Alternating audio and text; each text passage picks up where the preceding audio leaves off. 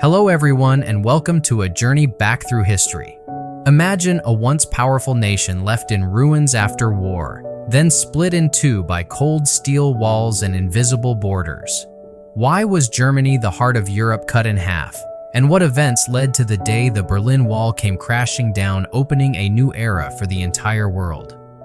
Join us as we uncover this gripping story from the ashes of World War II to the breathtaking moment of a nation's reunion. The war had ended, but the silence that followed felt heavier than the thunder of bombs. In May 1945, Germany lay in ruins, its cities smoldering carcasses of brick and twisted steel, its people gaunt with hunger and disbelief. Entire neighborhoods were nothing more than jagged outlines against a gray horizon. Trains no longer ran, factories stood mute, and roads were choked with rubble and refugees. Millions of families wandered roadsides with nothing but battered suitcases, searching for food, for shelter for loved ones lost in the chaos. The once proud Reich, which had promised a 1,000-year empire, was now a wasteland of broken promises and hollow victory. Children dug through piles of ash for scraps of coal to keep a single room warm. Mothers bartered wedding rings for a loaf of bread. The scent of smoke and despair hung in the air, seeping into every pore of a shattered society. Even the victor soldiers of the Allied armies seemed unnerved by the desolation. Germany's unconditional surrender had not brought relief, but uncertainty. No government remained to offer direction.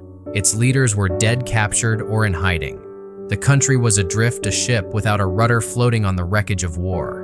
Millions of displaced persons, survivors of concentration camps, forced laborers, prisoners of war, crowded makeshift shelters, competing for the barest essentials.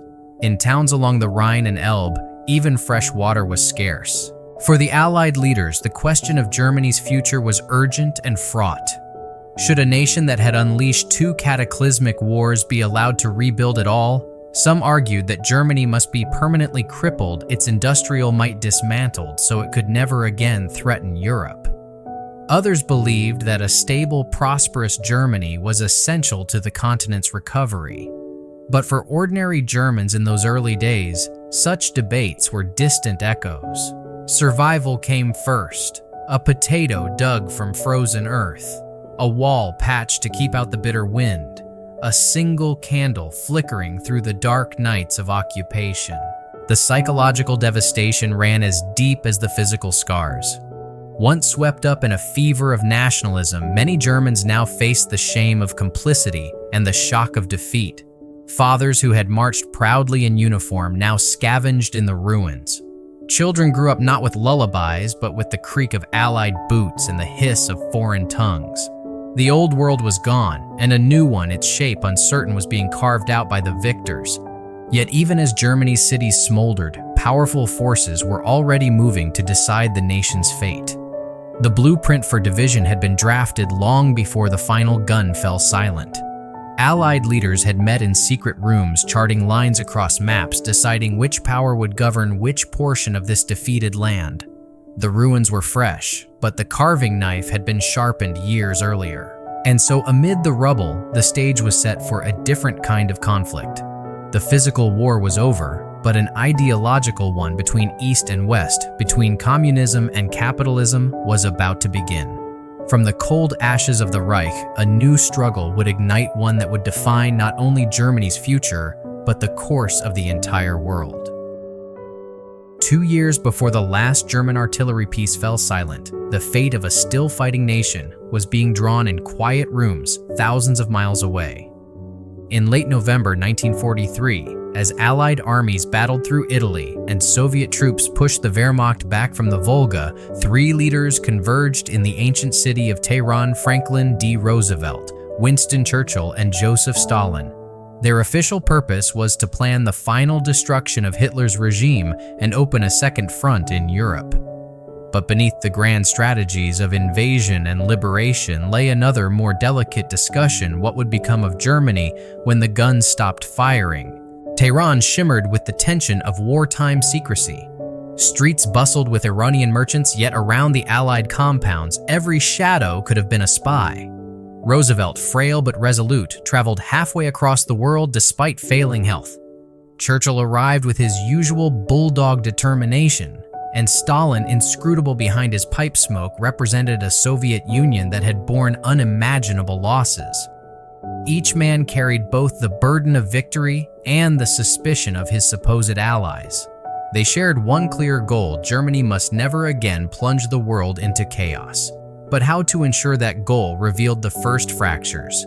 Roosevelt envisioned a post-war order anchored by a cooperative United Nations with Germany, disarmed and perhaps split into regions to dilute its power. Churchill, haunted by Britain's long rivalry with the continent, leaned toward breaking Germany into smaller states, but feared empowering Stalin too much. Stalin, meanwhile, sought security above all else. 20 million Soviet dead had burned the lesson into his mind. Only a weakened Germany, preferably one surrounded by friendly communist regimes, could guarantee the USSR's safety. In private exchanges, ideas ranged from the practical to the audacious. There was talk of dividing Germany into 3 or even 5 independent nations.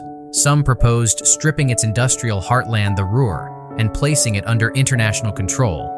Roosevelt, ever the strategist, floated the notion of an Allied occupation lasting years, perhaps decades. Stalin listened, nodding politely, but his thoughts already sketched a buffer zone of Soviet-influenced states across Eastern Europe.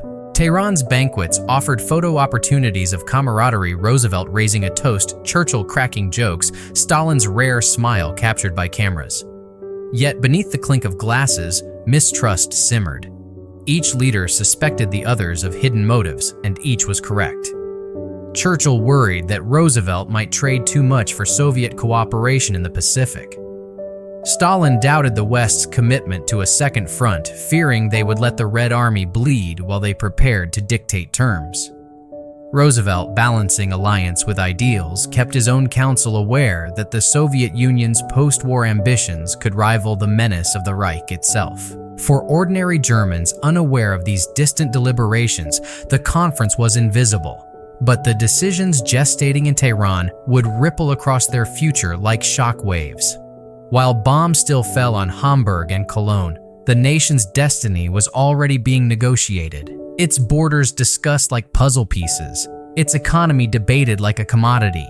The Tehran conference did not finalize Germany's partition, but it planted the seeds. It proved that the Allies, despite shared enmity toward Hitler, carried fundamentally different visions for Europe's future. It was the first quiet rehearsal of the ideological duel soon to dominate the world. As the leaders departed Tehran, the outlines of a divided Germany existed only as whispers and penciled sketches on maps. Yet history would sharpen those lines in the years to come, transforming tentative conversation into concrete borders. From the gardens of Tehran to the snows of the Eastern Front, the fate of Germany was shifting, decided not only by tanks and bombers, but by the calculations of men who understood that victory in war was merely the opening act of a far longer contest. February 1945. The war in Europe was still raging, yet the end was in sight. Amid the bitter winter of Crimea, the seaside resort of Yalta became the setting where the grand design for post-war Germany would finally take shape. Franklin Roosevelt arrived pale and ill, his health visibly failing. Winston Churchill came armed with maps and an iron will. Joseph Stalin, buoyed by Red Army victories, exuded the quiet confidence of a man who knew he held the strongest hand. The stakes could not have been higher. Allied forces were closing in on Hitler from both east and west, and the question was no longer if Germany would fall, but how its carcass would be carved. Within the ornate halls of the Levadia Palace, behind marble columns and glittering chandeliers, these 3 men plotted the fate of millions. Their official agenda included planning the final assault on Nazi Germany and coordinating the Pacific War against Japan. But at the heart of their deliberations lay a single unavoidable subject: the administration of a defeated Reich. Here, the broad concepts whispered in Tehran became concrete. The Allies agreed to divide Germany into 4 occupation zones: American, British, Soviet, and later a French sector carved out of the Anglo-American territories. Berlin, though deep inside Soviet-held territory, would also be split into 4 sectors: a detail that seemed administrative at the time, but would one day define the Cold War. They also decided on the creation of an Allied Control Council to jointly govern Germany, a fragile framework that assumed cooperation would outlast victory. Each leader maneuvered for advantage. Roosevelt, committed to his vision of a cooperative post-war world, sought Soviet participation in the United Nations and in the ongoing fight against Japan. Churchill, wary of Soviet ambitions, pressed for free elections in Eastern Europe and tried to limit Stalin's territorial appetites. Stalin, with Soviet armies already occupying much of Eastern Europe, knew that control on the ground often mattered more than promises on paper. He pushed for heavy reparations and insisted on a broad Soviet sphere of influence to guard against future invasions. Beyond Germany, agreements reached at Yalta redrew the map of Europe. The leaders confirmed that Poland's eastern border would follow the Curzon Line, effectively ceding vast territories to the Soviet Union, while compensating Poland with German lands to the west. This decision would trigger one of the largest forced migrations in history, displacing millions of Germans and Poles alike. Inside the palace, the atmosphere alternated between tense negotiation and convivial banquets. Roosevelt, visibly fatigued, leaned on his advisors, aware that his health might not carry him to see these plans fulfilled. Churchill sparred verbally with Stalin, warning of the dangers of Soviet expansion. Stalin, inscrutable, agreed to many points but offered few assurances. The men smiled for photographers, but each knew that these agreements were fragile, written in pencil against the shifting realities of war. While Yalta outlined the formal structure of occupation, it also exposed the ideological chasm yawning beneath Allied unity. The West imagined a democratic Germany gradually restored to economic health. The Soviet Union envisioned a subdued state bled of industrial power and surrounded by communist allies. The compromises reached joint administration reparations, shifting borders were born of necessity, but they contained the seeds of future conflict. For the people of Germany, Yalta's decisions would soon become harsh reality. Cities lay in ruins, yet now maps drawn thousands of miles away would determine which soldiers patrolled their streets, which language filled their courts, and which flag flew over their government offices. As the conference concluded, Roosevelt declared it a meeting of minds, but the uneasy smiles captured in photographs hinted at the fragile nature of this consensus. The blueprint for Germany's division was now inked. What remained was to implement it amid the chaos of final battles and the fragile peace that would follow. The world had witnessed the end of the Nazi dream. Now it stood on the edge of a new and uncertain order where yesterday's allies would soon stare at each other across an iron curtain yet to be named. The guns had finally fallen silent when the Allied leaders gathered once more, this time amid the tranquil lakes and Baroque gardens of Potsdam in July 1945. Germany had surrendered unconditionally 2 months earlier, but peace felt fragile and the air was thick with unresolved questions. The charred remains of Berlin lay just a few miles away, a grim backdrop to the ornate Cecilienhof Palace, where new leaders arrived to decide the nation's future. Franklin Roosevelt was gone, replaced by Harry S. Truman, a man still learning the immense weight of the presidency. Winston Churchill began the conference as Britain's prime minister, but would be replaced midway by Clement Attlee after an electoral upset back home. Only Joseph Stalin remained a constant presence, calm, calculating, and fully aware that the Red Army occupied much of Eastern Europe. These shifting faces underscored a new reality. The Allied coalition that had defeated Hitler was already fraying. The agenda seemed straightforward: implement the agreements of Yalta and administer a defeated Germany. Yet every discussion revealed the deepening rift between East and West. Truman, newly briefed on the successful test of the atomic bomb, spoke with a quiet confidence, knowing the United States held a weapon that could reshape global power. Stalin, well informed by his spies about America's secret, betrayed no surprise, but his resolve to secure a Soviet buffer zone only hardened. At Potsdam, the Allies confirmed the plan to divide Germany into 4 occupation zones and formally approved the dismemberment of territories east of the Oder-Neisse line, awarding them to Poland and the Soviet Union. For millions of Germans, this meant sudden expulsion from ancestral homes. Trains overflowing with refugees began an exodus westward, a river of human misery stretching for hundreds of miles.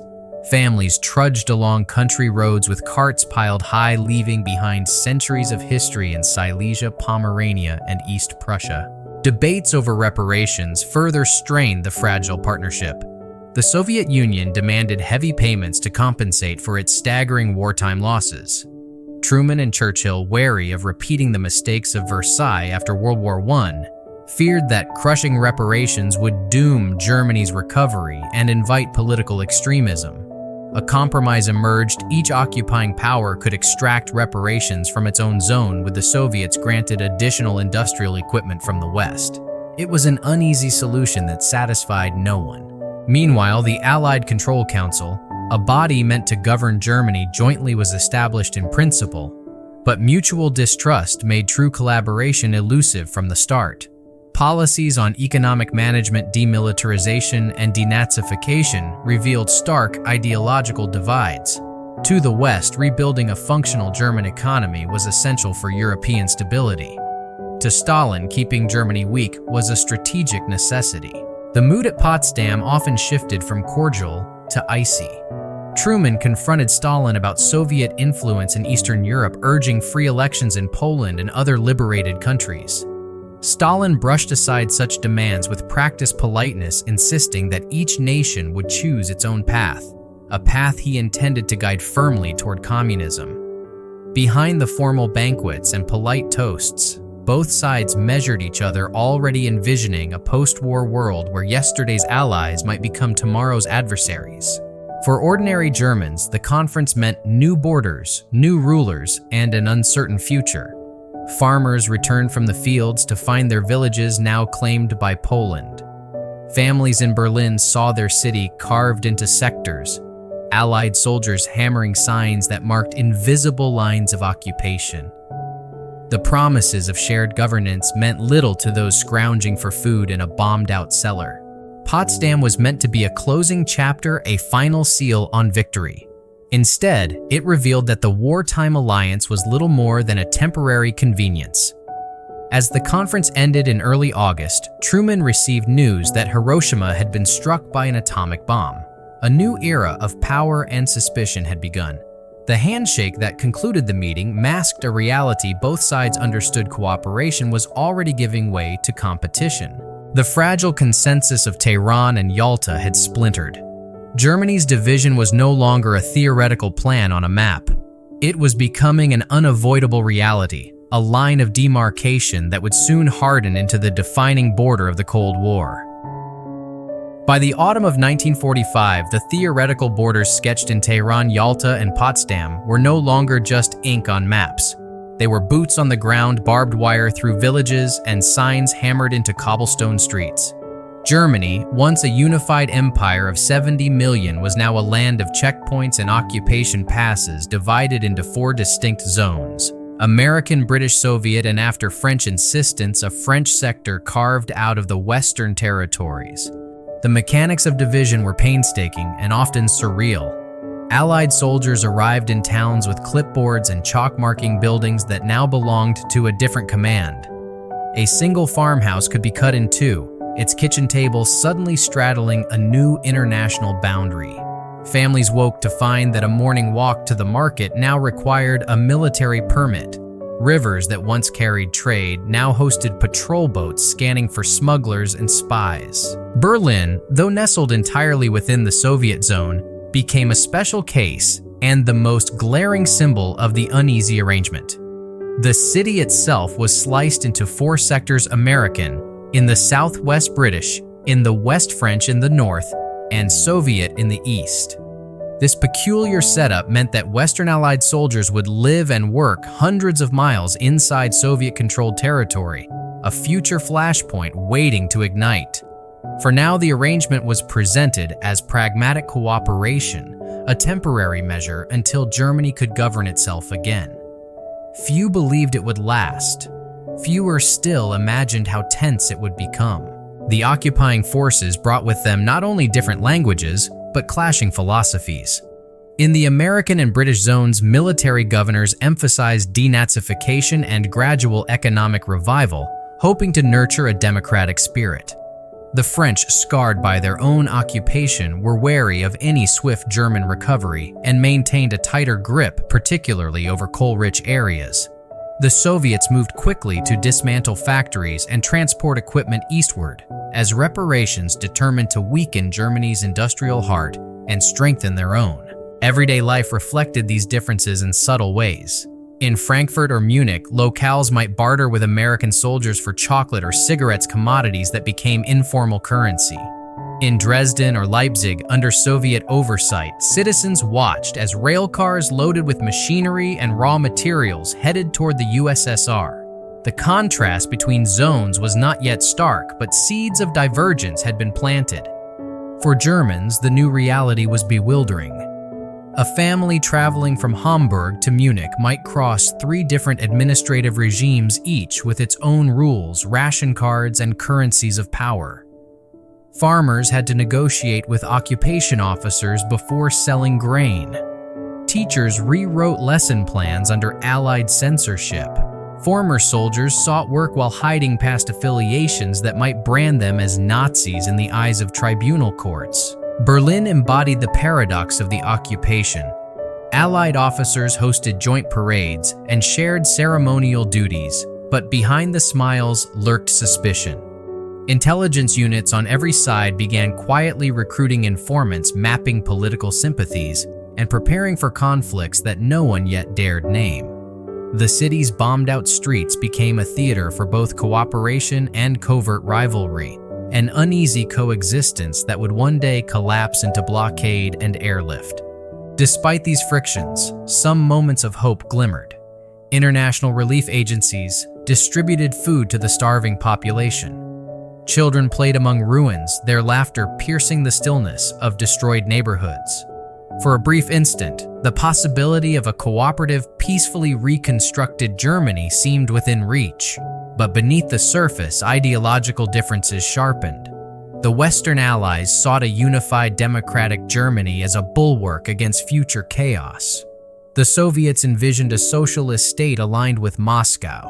The map of Germany was redrawn not just in conference rooms, but in the daily routines of millions. From the North Sea to the Bavarian Alps, people now lived under 4 flags, their future decided by distant powers. What had begun as a wartime expedient was hardening into something far more enduring. As 1946 dawned, the divisions that were meant to be temporary began to feel permanent. A single country now functioned as 4, and the fault lines between them, political, economic, and ideological, deepened with every passing month. The stage was set for the next act of Germany's story, the human cost of dislocation and the vast migrations that would transform its people and its very soul.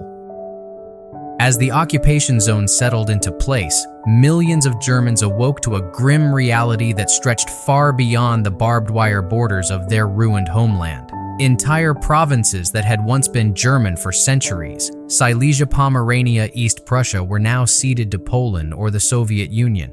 From Danzig on the Baltic to the Sudetenland in Czechoslovakia, German families were told overnight that their homes no longer belonged to them. What followed was one of the largest forced migrations in European history, a human tide of suffering that few outside the region could truly comprehend. The numbers were staggering.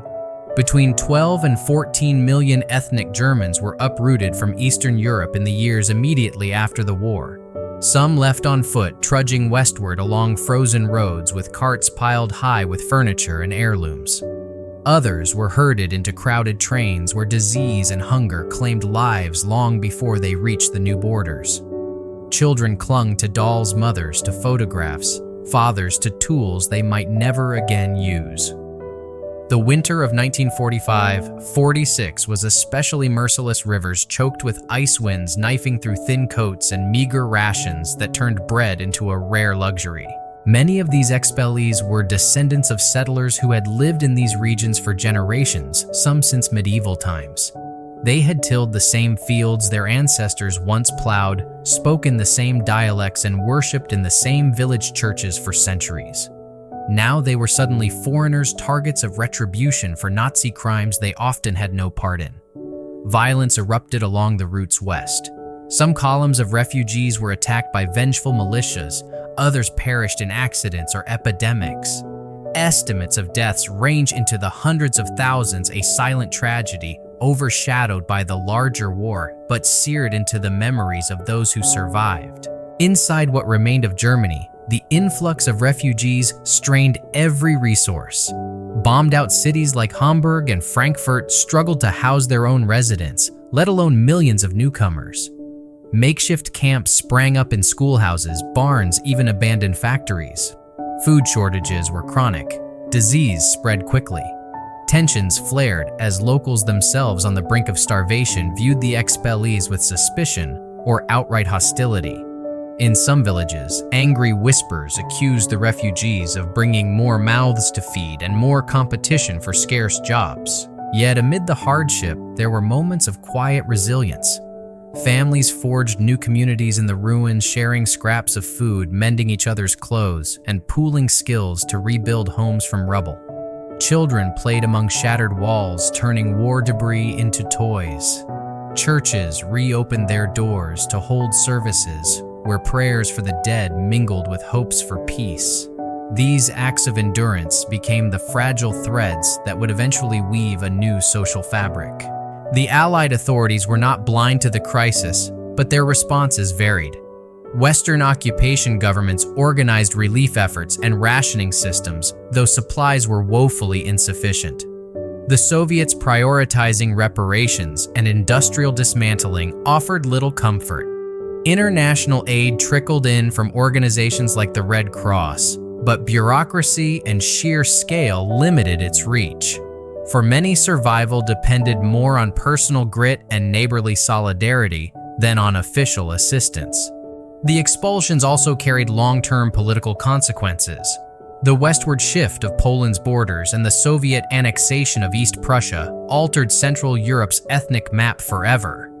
Entire German communities vanished from lands they had inhabited for centuries, replaced by Polish and Soviet settlers.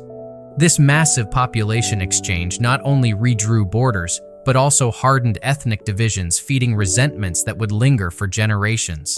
In the collective memory of Germany, these years became a second trauma layered atop the war itself. Survivors spoke of them in hushed tones, a saga of frozen marches and lost villages that shaped their identities long after the rubble was cleared. The world's attention was fixed on Nuremberg trials and superpower diplomacy. But for millions of ordinary people, the true story of post-war Germany was written in blistered feet, empty stomachs, and the heartache of a home that could never be reclaimed. By the late 1940s, these displaced millions had begun to settle, some finding work in the western zones. Others quietly absorbed into rural communities, but the scars of dislocation endured. Every refugee carried memories of the night they were told to leave, of the long road west, and of the moment they realized they would never again see the land of their birth. This immense human upheaval was not just a footnote to Germany's division, it was the living, breathing cost of the new order imposed on Europe. While millions of refugees staggered westward and the four zones of occupation hardened, another debate simmered in the halls of Allied power: should Germany be rebuilt at all, or permanently broken so it could never again threaten Europe? This question gave birth to one of the most controversial proposals of the post-war era, the Morgenthau Plan. Named after U.S. Treasury Secretary Henry Morgenthau Jr., the plan surfaced in 1944, before the fighting even ended. Morgenthau, deeply scarred by the memory of World War I and horrified by Nazi atrocities, believed that Germany's industrial might was the true engine of its militarism. His solution was radical: dismantle German heavy industry, strip the Ruhr and Saar of their factories, and transform the country into a pastoral agrarian society. In essence, Germany would be turned into a nation of farmers incapable of waging modern war. Though never fully adopted as official Allied policy, the Morgenthau Plan cast a long shadow over early occupation. At first, U.S. directives followed a harsh line. German coal mines and steel plants were dismantled or kept idle, and strict limits on industrial output were imposed. The rationale was clear: no industry, no weapons, but the human cost was immense. With factories silent and transportation networks shattered, unemployment soared. Hunger stalked cities already reduced to rubble, and the black market became the lifeline of survival. Cigarettes, coffee, and chocolate replaced the worthless Reichsmark as the currency of choice. In the Soviet zone, dismantling took an even more dramatic form. Red Army crews unbolted entire assembly lines and shipped them east as reparations. Precision machinery locomotives and even entire power plants disappeared onto railcars bound for the Soviet Union. What wasn't removed was often destroyed to prevent any resurgence of German industrial strength. Families watched helplessly as their livelihoods vanished piece by piece, the clang of tools echoing like the tolling of a funeral bell for the old economy. The psychological toll was heavy. For ordinary Germans already reeling from defeat, the policy felt like collective punishment. Newspaper editorials and whispered conversations carried the same anxious question: was the world intent on starving us into oblivion? Memories of the crippling reparations of Versailles resurfaced, now compounded by the wreckage of total war. Hunger winters became a grim phrase on every tongue as people queued for hours for watery soup or scavenged for firewood in the ruins. Yet even as these harsh measures took root, doubts began to stir among Western leaders. American military governors on the ground, witnessing firsthand the chaos of economic collapse, warned Washington that a destitute Germany could destabilize all of Europe. British officials, struggling to feed their own occupation zones, reached the same conclusion. A starving nation was not only a humanitarian disaster, it was fertile soil for political extremism and communist agitation. By late 1946, the strictest elements of the Morgenthau vision were quietly abandoned. U.S. policy shifted toward economic stabilization, laying the groundwork for the later Marshall Plan. But the early months of harsh deindustrialization left a lasting imprint. They deepened German resentment, fueled black market economies, and delayed recovery at a critical moment. For the people who lived through it, the Morgenthau shadow was measured not in diplomatic cables, but in empty pantries and frostbitten nights. Children grew up wearing patched clothes made from old army coats, their parents bartering heirlooms for bread. Farmers hoarded grain to trade for tools, while city dwellers risked Allied checkpoints to smuggle potatoes from the countryside. The policies meant to guarantee peace instead etched another layer of hardship onto a population already brought to its knees. This uneasy experiment in enforced poverty would soon give way to a very different strategy. The Allies would come to see that rebuilding Germany, not dismantling it, was the key to a stable Europe. But before that transformation could begin, the harsh logic of the Morgenthau Plan left behind scars both physical and psychological, a dark prelude to the economic rebirth that lay ahead. By 1947, the Western Allies were forced to confront a sobering truth. A Germany reduced to farmland and rubble was not only a humanitarian crisis, but a political time bomb. Starvation, disease, and an economy running on barter threatened to destabilize all of Europe. American commanders reported that entire cities were surviving on fewer than 1,000 calories a day, and British officials quietly admitted they could no longer shoulder the immense cost of occupation without a strategy for revival. The Morgenthau vision of a permanently deindustrialized Germany was fading fast, replaced by a new imperative reconstruction: the shift from punishment to partnership. U.S. policy began its pivot with the economic directives of 1947, emphasizing production over punishment.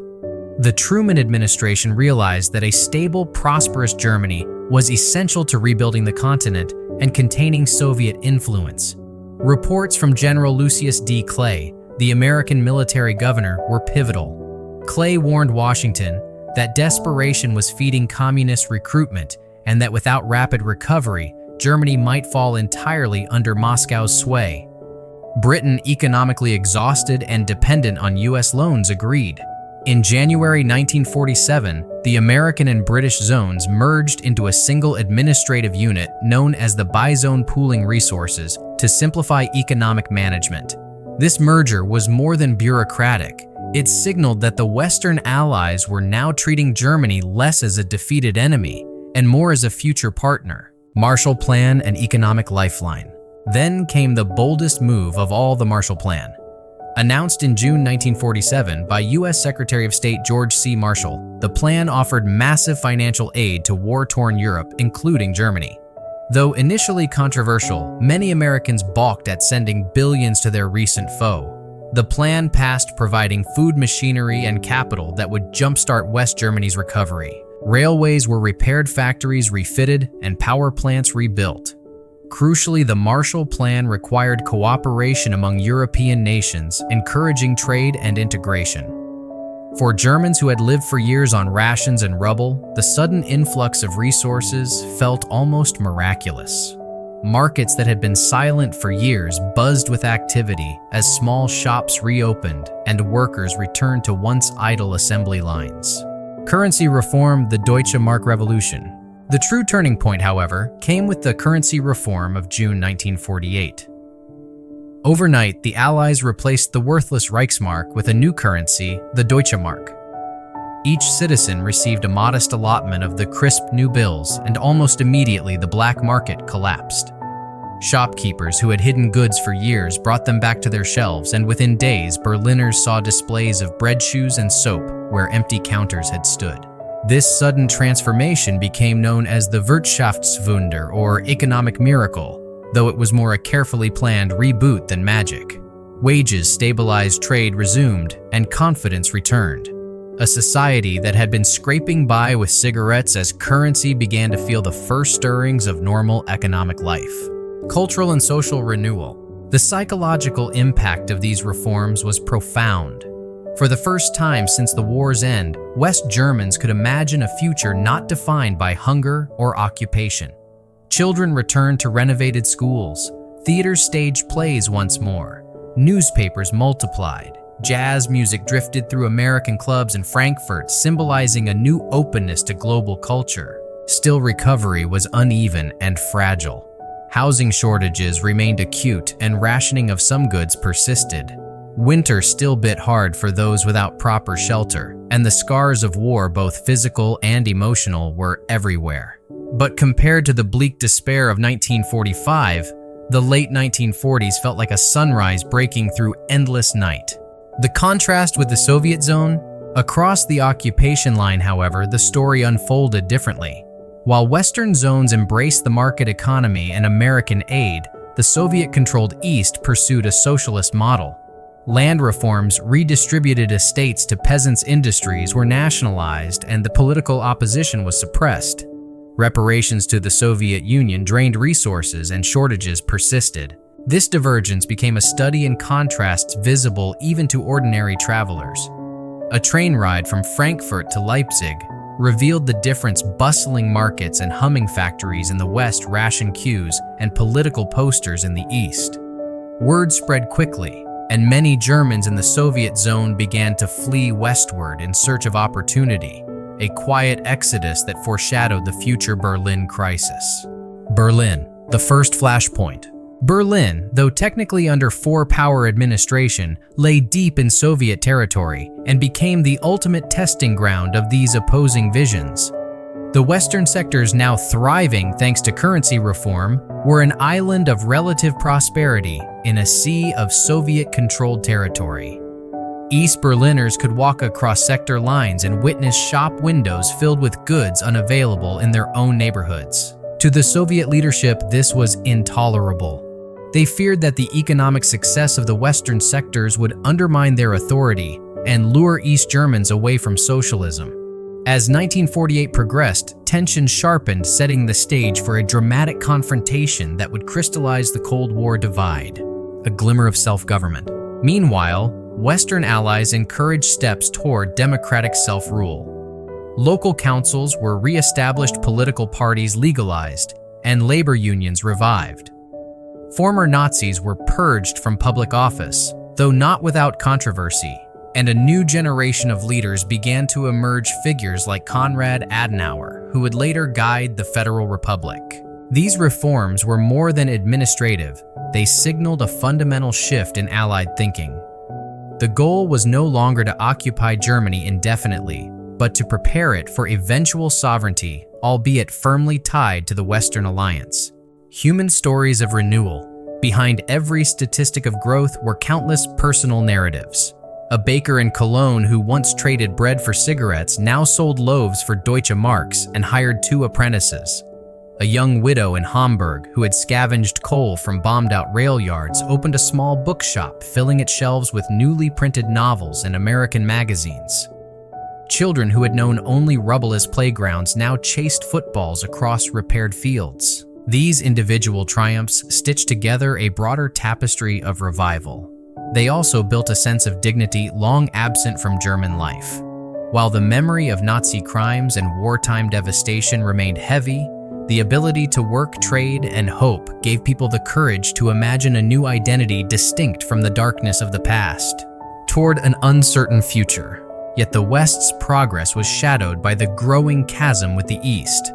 Soviet leaders watched the Marshall Plan and the Deutsche Mark with suspicion, interpreting them as steps toward a Western-aligned German state.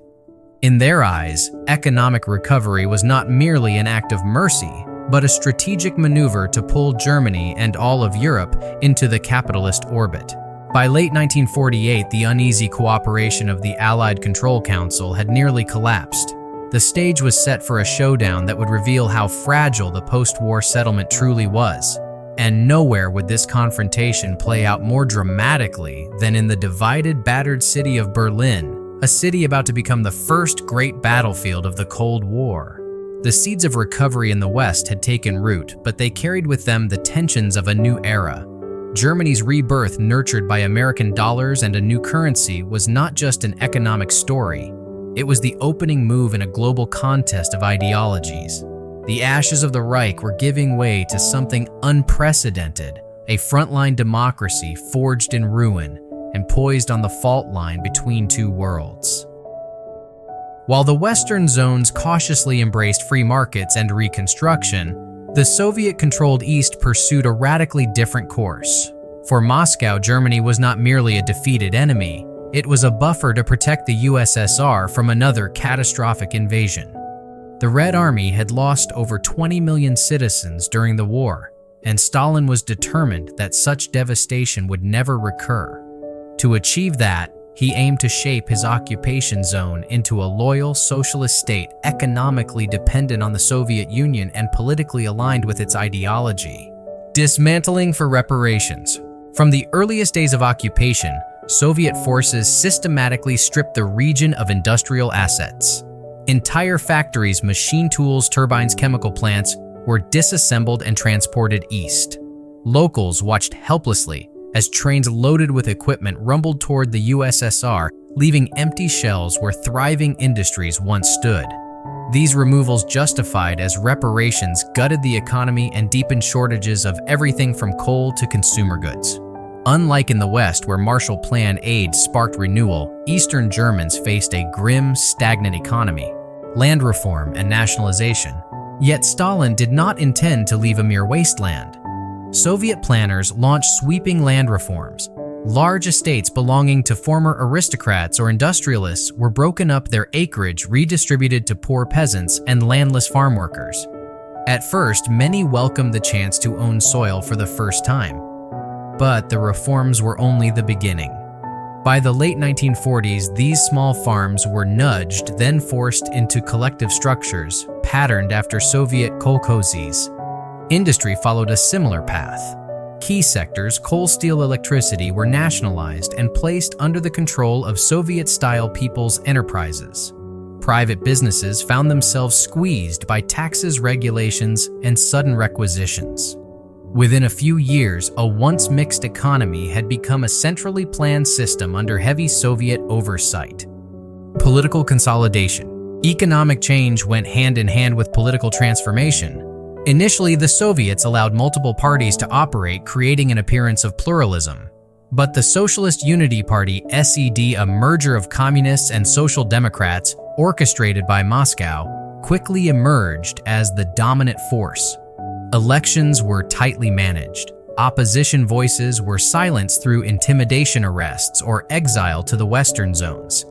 Newspapers towed the party line, and schools revised curricula to emphasize Marxist-Leninist ideology. The East German police force, reorganized under Soviet supervision, became a tool of political control.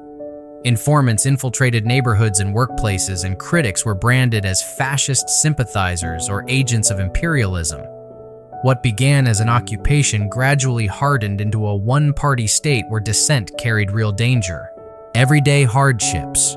For ordinary East Germans, daily life in the late 1940s was a test of endurance. Food shortages persisted well beyond the immediate post-war years. Rationing meant long queues for basic staples, and many families relied on small garden plots or black market exchanges to survive. Clothing was scarce. A child's winter coat might be passed down to siblings until it was threadbare. Electricity cuts were frequent, and housing remained overcrowded as bombed-out cities struggled to rebuild without adequate materials. Despite these hardships, the Soviet zone maintained a paradoxical sense of stability. Crime rates were lower than in some Western cities, thanks in part to strict policing. The land reforms gave many peasants a stake in the new order, at least initially. Cultural life persisted in state theaters and orchestras where classical music and carefully vetted plays offered moments of respite. Yet the underlying message was clear: prosperity and peace depended on loyalty to the socialist path. Quiet resistance and flight. Not everyone accepted this new reality. Intellectuals, clergy, and students often resisted in subtle ways, circulating Western literature, holding private religious meetings, or sharing banned radio broadcasts from the BBC or American stations. More dramatic was the steady flow of people leaving the Soviet zone. In the late 1940s, thousands each week slipped across the still porous borders into the West, seeking economic opportunity and political freedom. This brain drain worried Soviet authorities and foreshadowed the great migrations that would later lead to the Berlin Wall. The Red Army presence. The physical presence of the Red Army reinforced Soviet control. Soviet soldiers were stationed in key cities and along transportation routes, their uniforms a constant reminder of Moscow's authority. While major clashes were rare occasional incidents, confiscations of property, forced requisitions of food kept the population wary. Soviet cultural centers promoted Russian language classes and celebrated Soviet holidays, weaving symbols of Moscow's power into the daily landscape. Ideological divide becomes visible. By 1948, the contrast between East and West Germany was undeniable. In the West shop, windows displayed goods purchased with the new Deutsche Mark, and American jazz floated from cafes. In the East, storefronts remained bare, and propaganda posters declared, "The plan leads to prosperity," even as shortages persisted. The psychological effect was profound.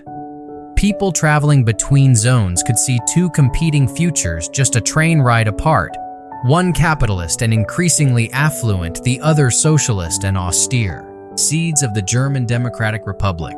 All these policies laid the groundwork for the eventual founding of the German Democratic Republic (GDR) in 1949. Even before its official birth, the Soviet zone functioned as a proto-state with its own police currency controls and political apparatus. Soviet advisors guided every major decision, ensuring alignment with Moscow's strategic aims. The Soviets framed their actions as a necessary defense against resurgent fascism and Western imperialism. To many East Germans, however, it felt like trading one form of authoritarianism for another. Some cooperated out of conviction or pragmatism. Others complied silently, waiting for a chance to escape or hoping for eventual reform. Human stories of adaptation. Amid these sweeping changes, personal stories abounded. A schoolteacher in Leipzig quietly rewrote lesson plans to include banned poets, risking dismissal if discovered. A farmer in Mecklenburg accepted redistributed land, but refused to join the collective farm, living under constant scrutiny from local officials. A teenage boy listened to jazz on a hidden radio, imagining the freedom of a city he might never see. Their quiet acts of independence were small lights against an encroaching darkness, the stage for confrontation. By the close of 1948, East Germany was firmly within the Soviet sphere, but the system remained fragile.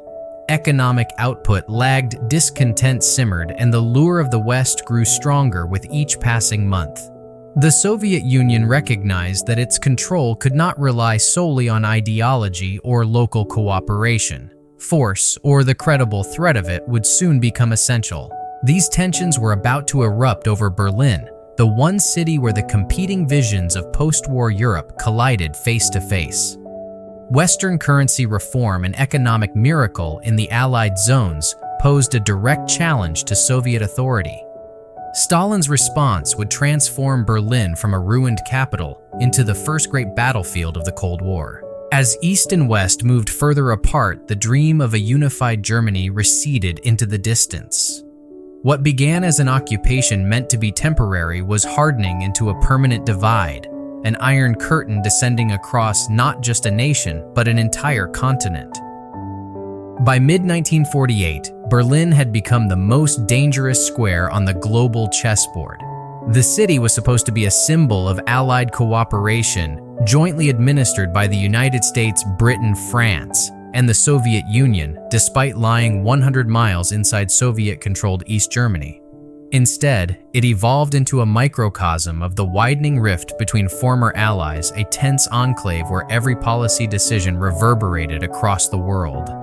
A city split in spirit, Berlin was already a landscape of contrasts. In the western sectors, the new Deutsche Mark circulated, and shop windows began to gleam with goods, coffee butter, fabric, shoes. American jazz clubs and British theaters brought flickers of normalcy. In the Soviet sector, rationing dragged on, and posters exhorted citizens to embrace socialist virtues. People could walk across sector borders freely, and many East Berliners did so daily, often to shop or trade in the better-stocked Western markets. To Soviet leaders, this was intolerable proof that the capitalist model was outperforming their own. Currency reform sparks crisis. The flashpoint came with the Western Allies' decision to introduce the Deutsche Mark across their occupation zones in June 1948. Economic reform was essential for recovery, but the Soviets viewed it as a unilateral move that violated agreements for joint administration. The new currency quickly spread into West Berlin, undermining the Soviet-issued Reichsmark and threatening Moscow's economic grip. Determined to reassert control, the Soviets cut off road, rail, and canal traffic between the western zones of Germany and Berlin. Overnight, the city's 2 million residents were stranded. No coal, no food, no medicine could reach the western sectors except through the narrow air corridors guaranteed by earlier agreements. The Berlin Blockade had begun. The Berlin Airlift, a gamble in the sky. The blockade was a bold gamble. Stalin believed the West would either abandon the city or concede to Soviet demands. Instead, the United States and Britain launched one of the most daring humanitarian operations in history, the Berlin Airlift. Beginning in late June 1948, a steady stream of transport planes nicknamed Rosenbomber or Raisin Bombers by Berliners flew day and night to supply the city.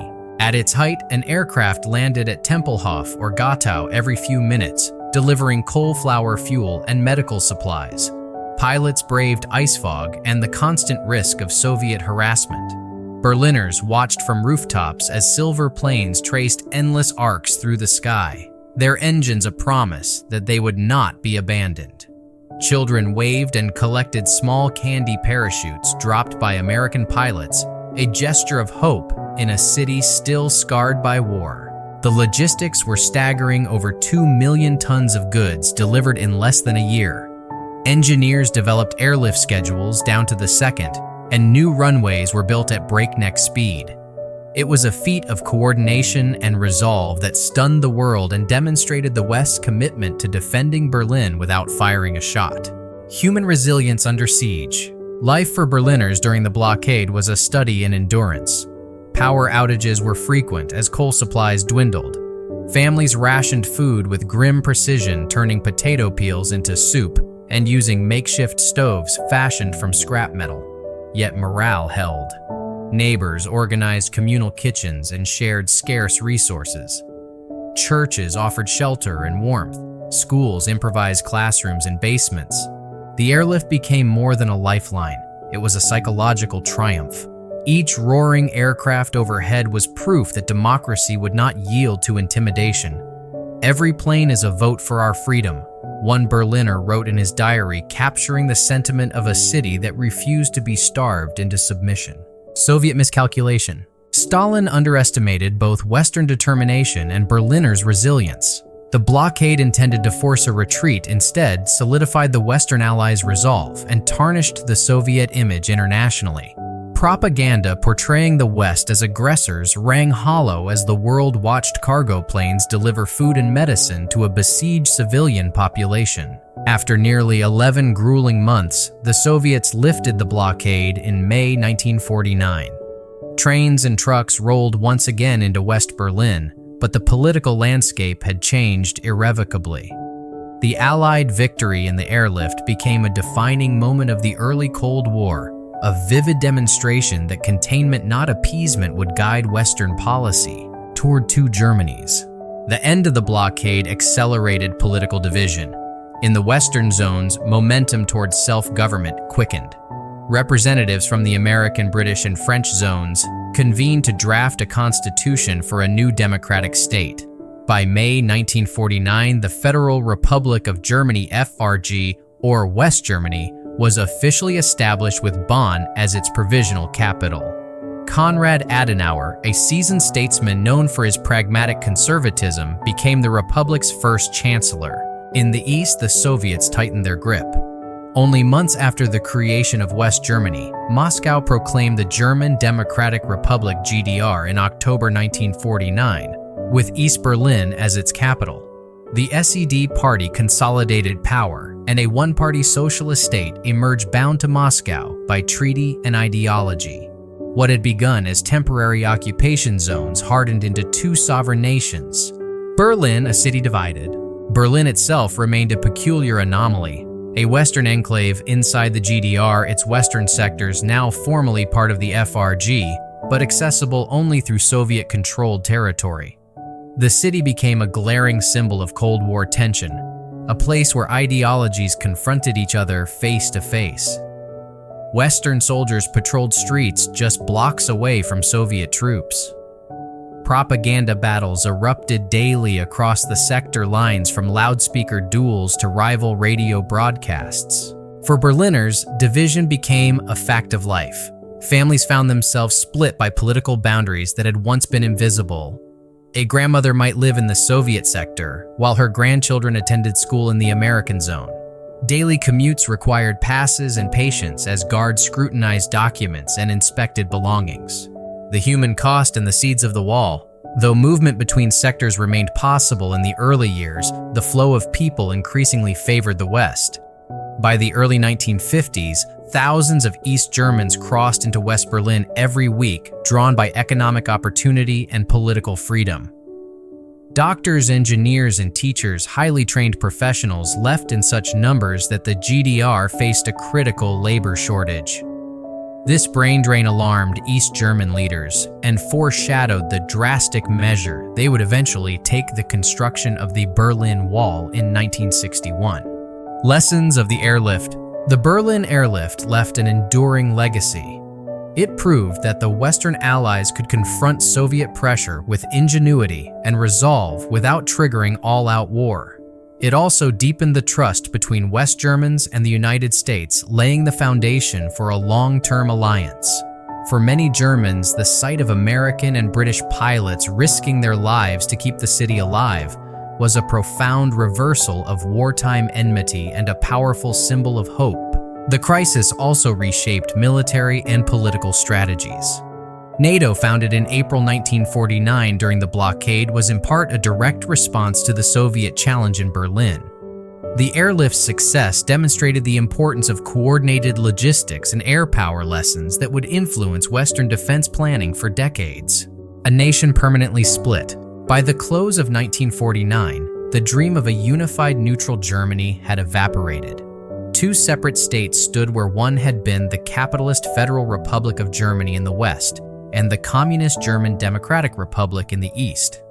Berlin, still technically under four-power administration, became the front line of the Cold War, a divided city that embodied the global struggle between freedom and authoritarian control. What began as a disagreement over currency and governance had crystallized into a geopolitical fault line. The Iron Curtain, once just a metaphor, now stretched from the Baltic to the Adriatic, with Germany at its center and Berlin its most volatile crossing point. For the next 4 decades, the world would watch this city as a barometer of superpower rivalry, each crisis and confrontation echoing far beyond its shattered streets. The Berlin Airlift had ended in triumph, but it also confirmed a sobering reality. The division of Germany and of Europe itself was no temporary arrangement.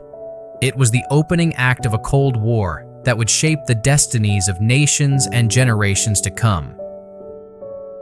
The end of the Berlin Blockade in May 1949 might have seemed a victory for unity, but in reality, it marked the moment when Germany's division became irreversible. What had begun as improvised occupation zones hardened into the borders of two rival nations. The fragile cooperation of the Allied Control Council, once the governing body for all of Germany, had disintegrated. Soviet representatives stopped attending meetings, and joint decision-making was dead. The Federal Republic of Germany emerges. In the Western zones, political leaders seized the momentum to create a democratic state. Throughout early 1949, representatives from the American, British, and French zones drafted a constitution at the Herrenchiemsee Conference, drawing lessons from both the Weimar Republic's weaknesses and the authoritarian nightmare of the Nazi era. They forged a federal structure designed to prevent any single leader from seizing unchecked power. On the 23rd of May 1949, the Grundgesetz Basic Law was ratified, establishing the Federal Republic of Germany (FRG). Bonn, a modest city on the Rhine, was chosen as the provisional capital, symbolically avoiding the grandeur and militaristic associations of Berlin. Konrad Adenauer, the pragmatic former mayor of Cologne, became the new republic's first chancellor. Adenauer emphasized integration with the West, envisioning Germany not as a vanquished pariah, but as a partner in rebuilding Europe. The Western Allies retained ultimate authority over foreign policy and security, but everyday governance increasingly rested with German institutions. Democratic elections filled parliament, and political parties like the Christian Democratic Union and the Social Democratic Party vied for influence. West Germans, weary of chaos and deprivation, embraced the promise of stability and reconstruction. The German Democratic Republic rises. Moscow responded quickly. Determined not to lose its hold on the Eastern Zone, the Soviets orchestrated the creation of the German Democratic Republic (GDR). On the 7th of October 1949, a new constitution was proclaimed in East Berlin, declaring the GDR a sovereign socialist state. Wilhelm Pieck became its first president, but true power resided with the Socialist Unity Party (SED) and its General Secretary Walter Ulbricht under the watchful eye of the Kremlin. The GDR's government mirrored Soviet models: a centralized economy, state ownership of major industries, and a tightly controlled political system. While official propaganda boasted of workers' rights and social equality, opposition parties were marginalized or forced into token coalition roles. Elections featured single lists of SED-approved candidates, ensuring predictable outcomes. Diverging economies. The economic contrast between the two Germanys quickly widened. West Germany, bolstered by Marshall Plan aid and the momentum of currency reform, entered a period of explosive growth, later called the Wirtschaftswunder, or economic miracle. New factories hummed with production. Exports soared. Consumer goods once unimaginable in 1945, refrigerators, radios, automobiles, became attainable. In the GDR, the Soviet Union continued extracting reparations well into the early 1950s, removing industrial equipment and demanding agricultural quotas. The state nationalized businesses and imposed central planning. Although the East achieved improvements in literacy, healthcare, and some areas of heavy industry, shortages of consumer goods persisted.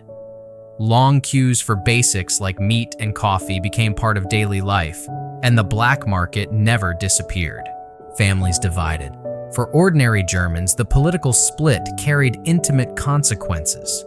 Families were suddenly separated by new borders and bureaucracies. A brother in Hamburg might find it nearly impossible to visit a sister in Dresden. Mail was censored or delayed. Phone calls, when permitted, were monitored. Weddings, funerals, and holidays became logistical challenges, requiring special permits and lengthy approvals. Berlin symbolized this personal tragedy. Although movement between its Soviet and Western sectors remained technically open in the early years, each crossing grew more tense. Soldiers checked papers, and the presence of rival flags reminded citizens that the unity of their city was an illusion. Children who once played freely across neighborhoods now grew up in different political worlds, learning contrasting versions of history and ideology. Culture and identity. Culture mirrored the division. In the West, jazz clubs, American films, and an increasingly consumer-driven lifestyle fostered a sense of optimism. Universities reopened with academic freedom, and writers explored themes of guilt, reconstruction, and modern democracy. In the East, cultural life was shaped by socialist realism and party oversight. Art and literature celebrated workers and collective progress, while dissenting voices risked censorship or exile. Religion also reflected the split. West German churches maintained independence and often served as spaces for free thought. In the GDR, religious institutions faced pressure to conform. Youth groups were encouraged to join state organizations instead of church-based ones. Yet, faith communities quietly nurtured pockets of resistance, a role they would play more openly decades later during the peaceful revolution of 1989. The Cold War's frontline. Internationally, the two Germanys became pawns and players in the broader Cold War. West Germany, firmly aligned with the United States and Western Europe, joined the Organization for European Economic Cooperation and later NATO. Economic integration with France and the Benelux countries laid the groundwork for the European Union. Adenauer pursued a policy of Westbindung, binding Germany to the West as a means of regaining sovereignty and ensuring security. The GDR, meanwhile, became a key member of the Soviet-led Eastern Bloc, and later the Warsaw Pact. Its armed forces trained alongside Soviet troops and East German intelligence. The Stasi evolved into one of the world's most pervasive surveillance organizations. Moscow portrayed the GDR as the anti-fascist Germany, contrasting it with what they labeled a capitalist, militaristic West.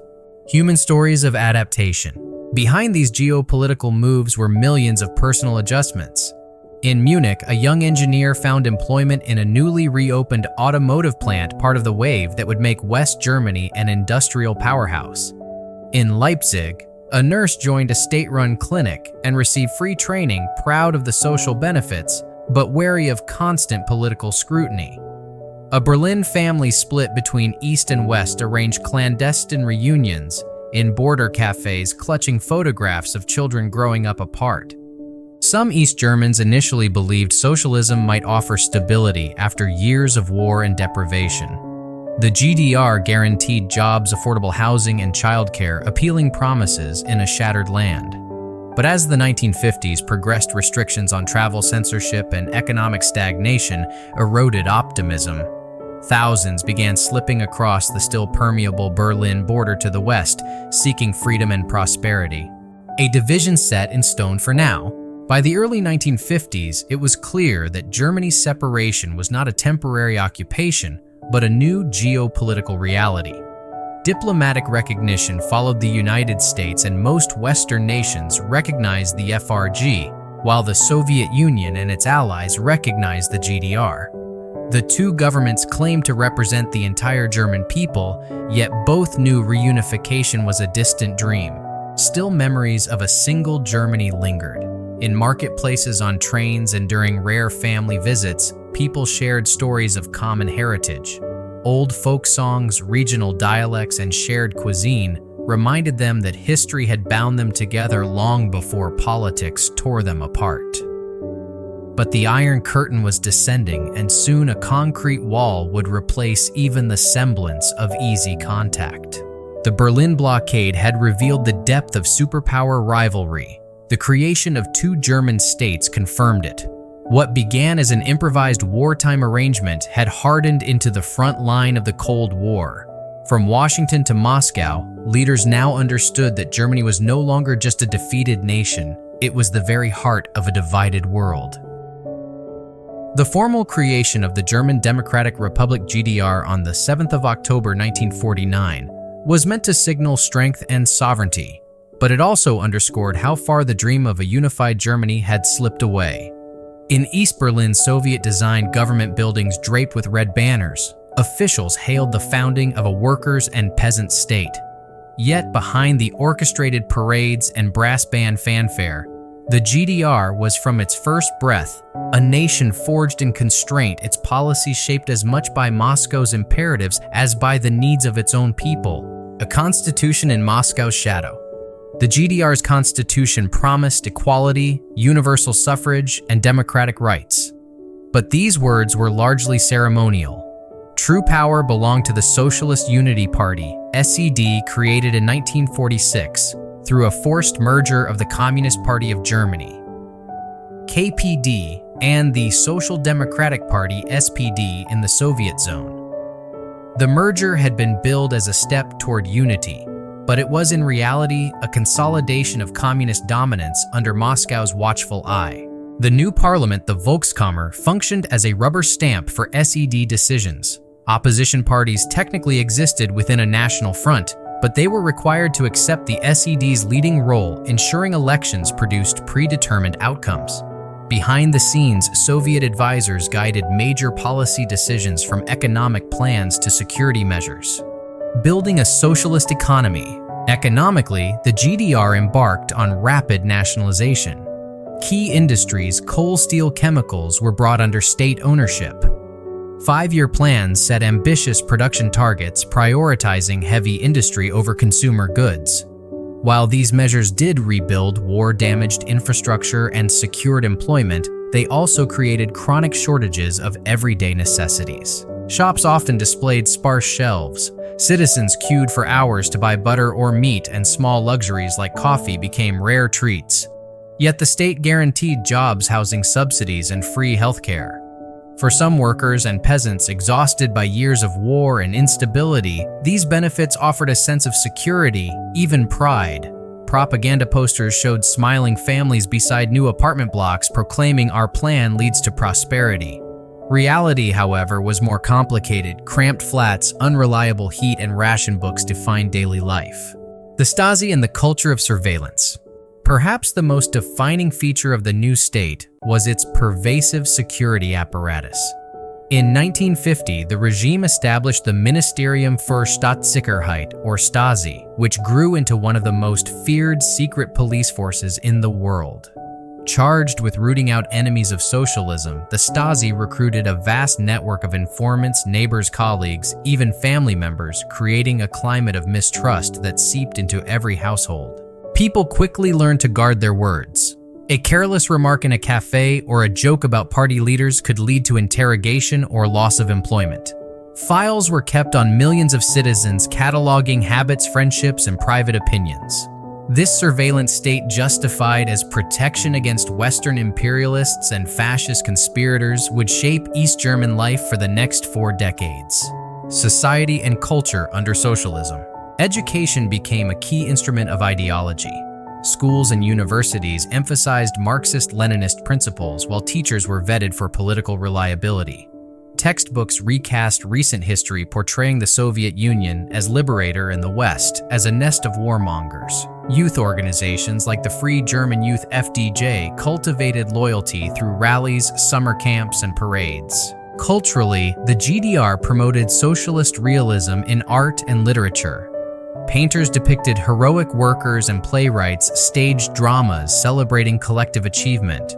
Western jazz, abstract art, or experimental literature were discouraged or outright banned. Still, underground scenes persisted. In smoky clubs and hidden basements, musicians played American blues records. Writers passed around forbidden manuscripts. These quiet acts of defiance kept alternative voices alive. Religion faced similar pressure. Churches were not banned, but were pushed to the margins. Clergy who criticized the regime faced harassment, and young people were urged to join secular organizations instead of church groups. Yet many East Germans continued to baptize their children or attend clandestine services, nurturing spiritual life as a subtle form of resistance. Daily life between stability and stagnation. For ordinary citizens, life in the early GDR was a complex blend of hardship and routine. State planning meant that jobs were nearly guaranteed and rent remained low. Families could count on affordable childcare and free medical care. Women encouraged into the workforce gained economic independence rare in much of the post-war world. But consumer goods lagged far behind the West. A new refrigerator or car required years on a waiting list. Many apartments were small and poorly heated, and travel beyond the Eastern Bloc was tightly restricted. People developed strategies to cope. Neighbors shared scarce commodities. Home gardeners grew vegetables to supplement rations, and barter networks flourished behind the official economy. Growing disillusionment. Despite the outward calm, disillusionment simmered. Intellectuals chafed at censorship.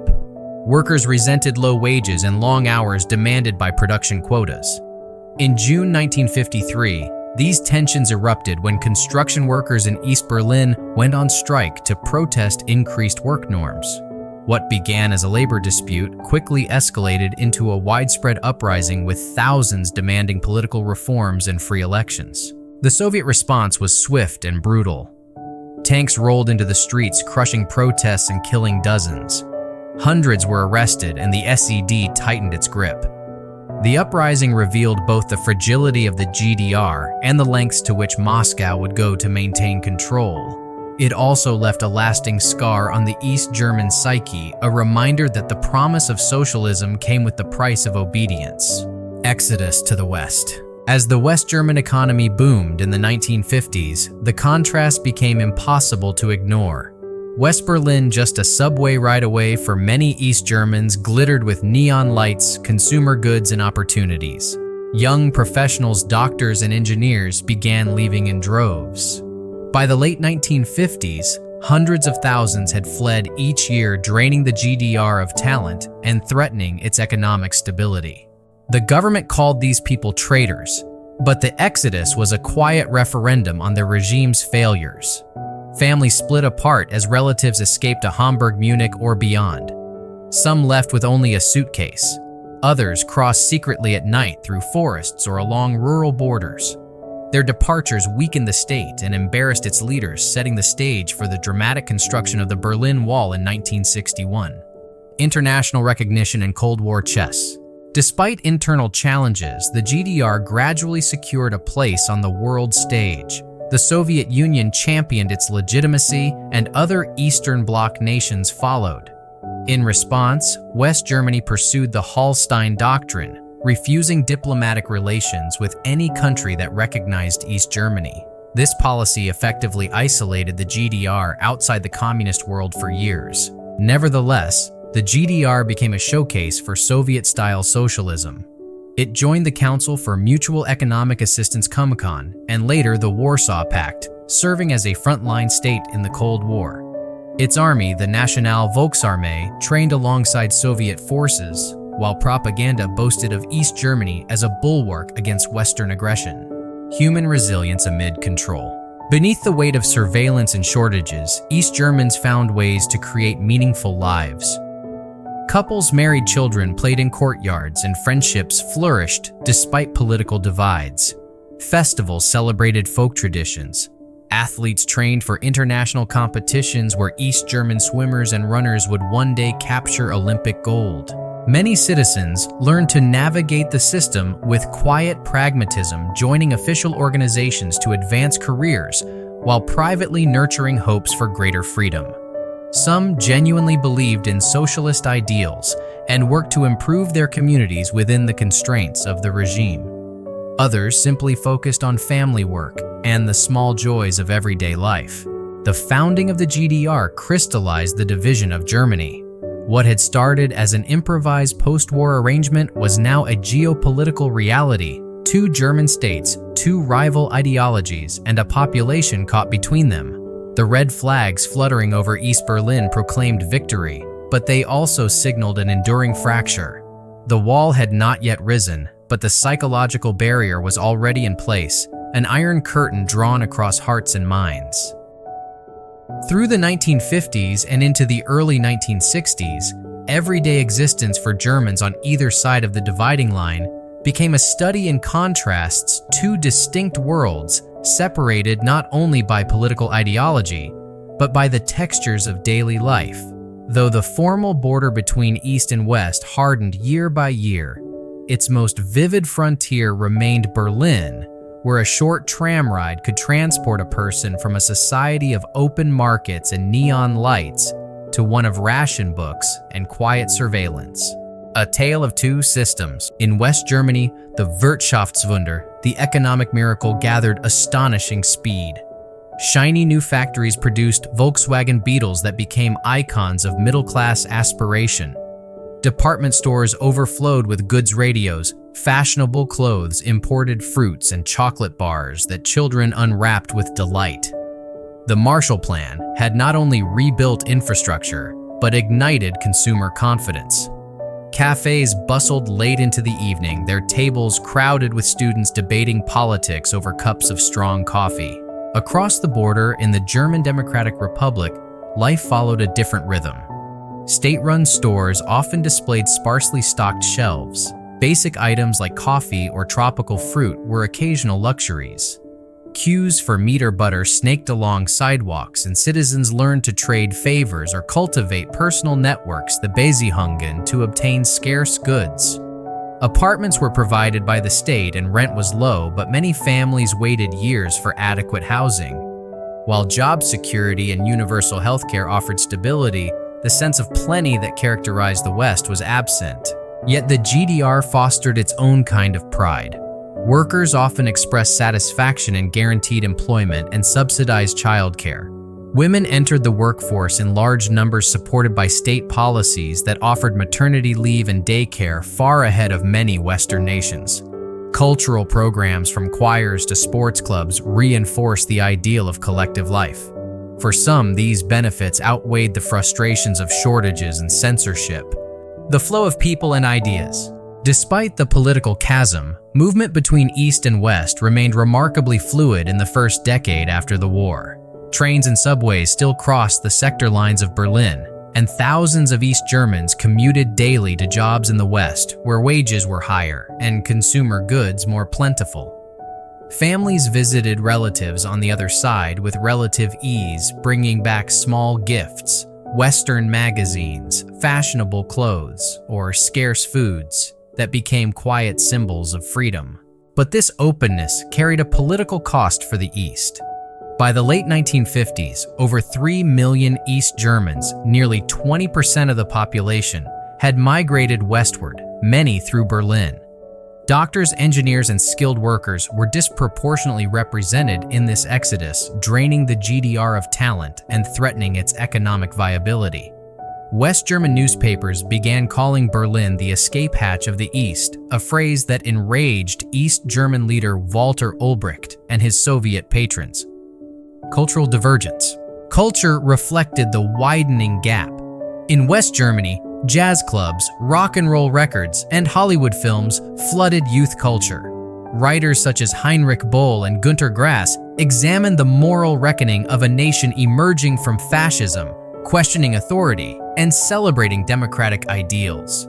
Universities thrived as centers of intellectual debate, and the press enjoyed wide freedom. In the East, the SED promoted art and literature that championed socialist realism novels of heroic workers' plays, extolling collective farms, and films that highlighted the evils of capitalism. Yet, under the surface, a quiet counterculture brewed.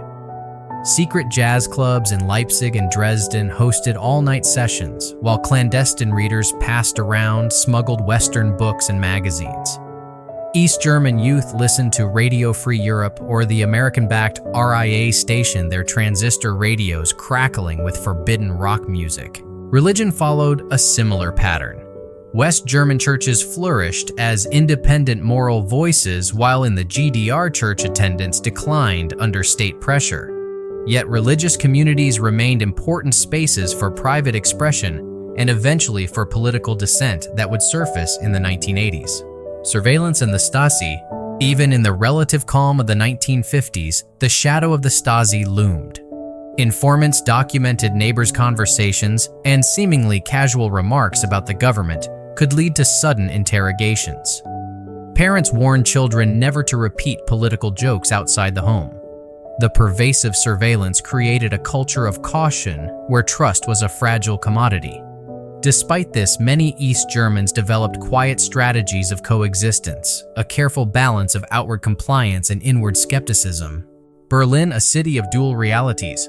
Nowhere was the contrast sharper than in Berlin. By day, shoppers in West Berlin strolled the bustling Kurfürstendamm, passing modern cinemas and chic boutiques, while only a few subway stops away, East Berliners lined up for bread and studied propaganda posters proclaiming victory of socialism is certain. On weekends, families might picnic in the Tiergarten or visit relatives across the sector border, but tensions were rising. Western soldiers and Soviet patrols eyed each other warily at checkpoints. Spy games unfolded in smoky bars where agents from both sides recruited informants. For Berliners, the city's status as an open border brought both excitement and unease. The growing exodus from east to west alarmed Ulbricht and his Soviet backers. They feared that if the flow continued, the GDR would collapse economically and politically. By 1961, East German leaders began quietly planning the drastic measure that would soon shock the world: the construction of a physical wall to halt the migration. Everyday lives amid division. Despite politics, life continued. Children in both Germanys played soccer in bomb-scarred courtyards and walked to school past memorials of the war their parents seldom discussed. Couples courted, married, and raised families. In West Germany, consumer credit allowed families to buy washing machines and televisions, creating a sense of modern prosperity. In the East, families relied on ingenuity, repairing old bicycles, sewing their own clothes, and trading garden produce for favors. Stories of resilience abounded. A grandmother in Dresden nurtured a hidden rose garden amid the rubble, a small act of defiance and beauty. A young musician in Hamburg formed a jazz trio that toured Europe celebrating the freedoms of the West.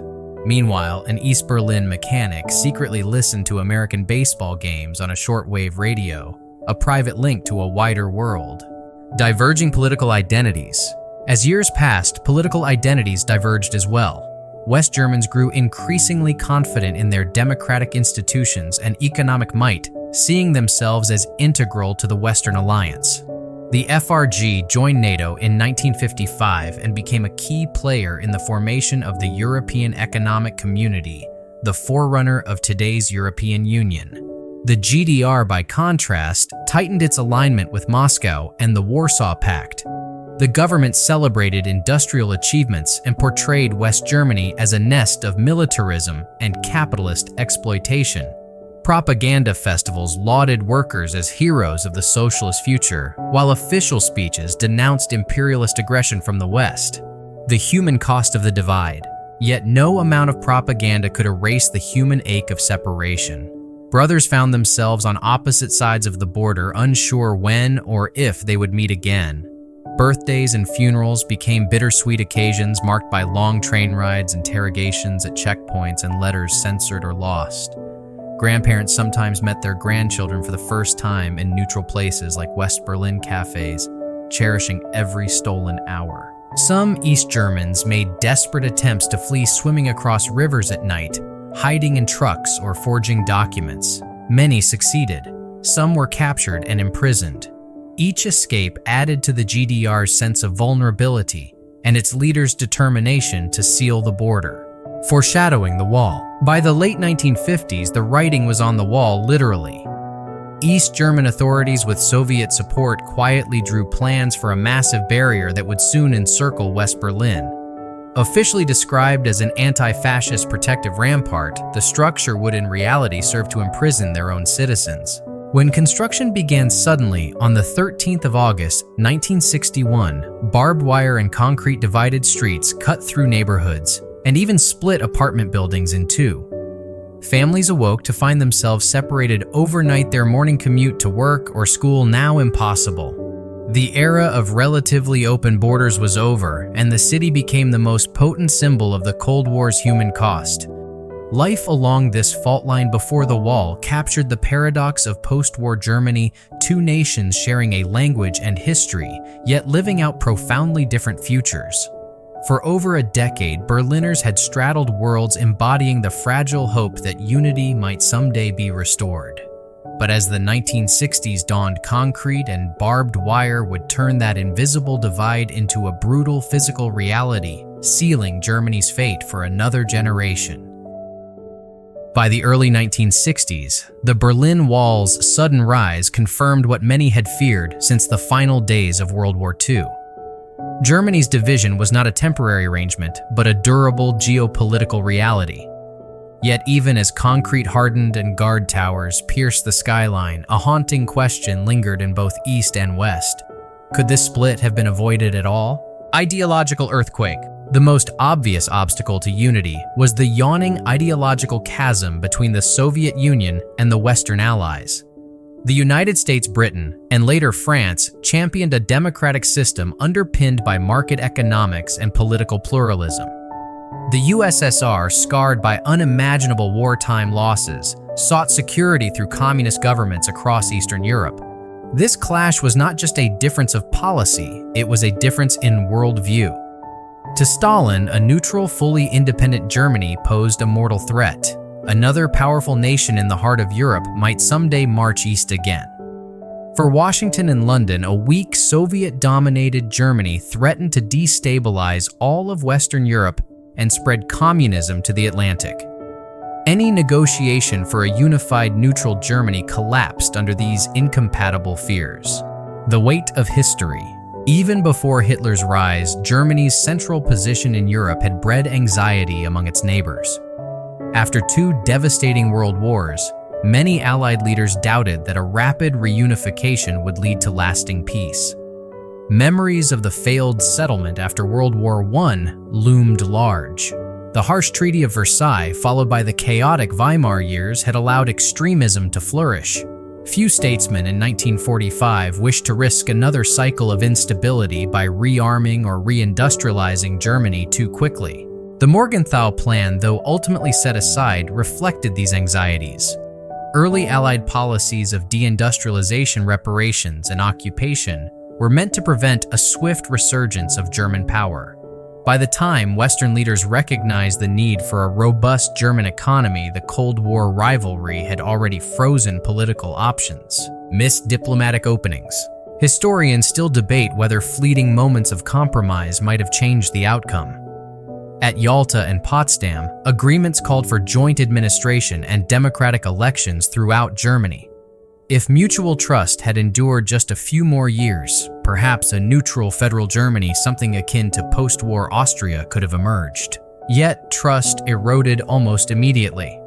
Disputes over reparations, Soviet actions in Eastern Europe, and Western currency reforms in 1948 destroyed the fragile consensus. Stalin's own behavior, tightening control over Poland, suppressing dissent across Eastern Europe, gave the West little faith in his promises. Meanwhile, American officials, increasingly convinced of a global communist threat, viewed Germany as the linchpin of Europe's defense.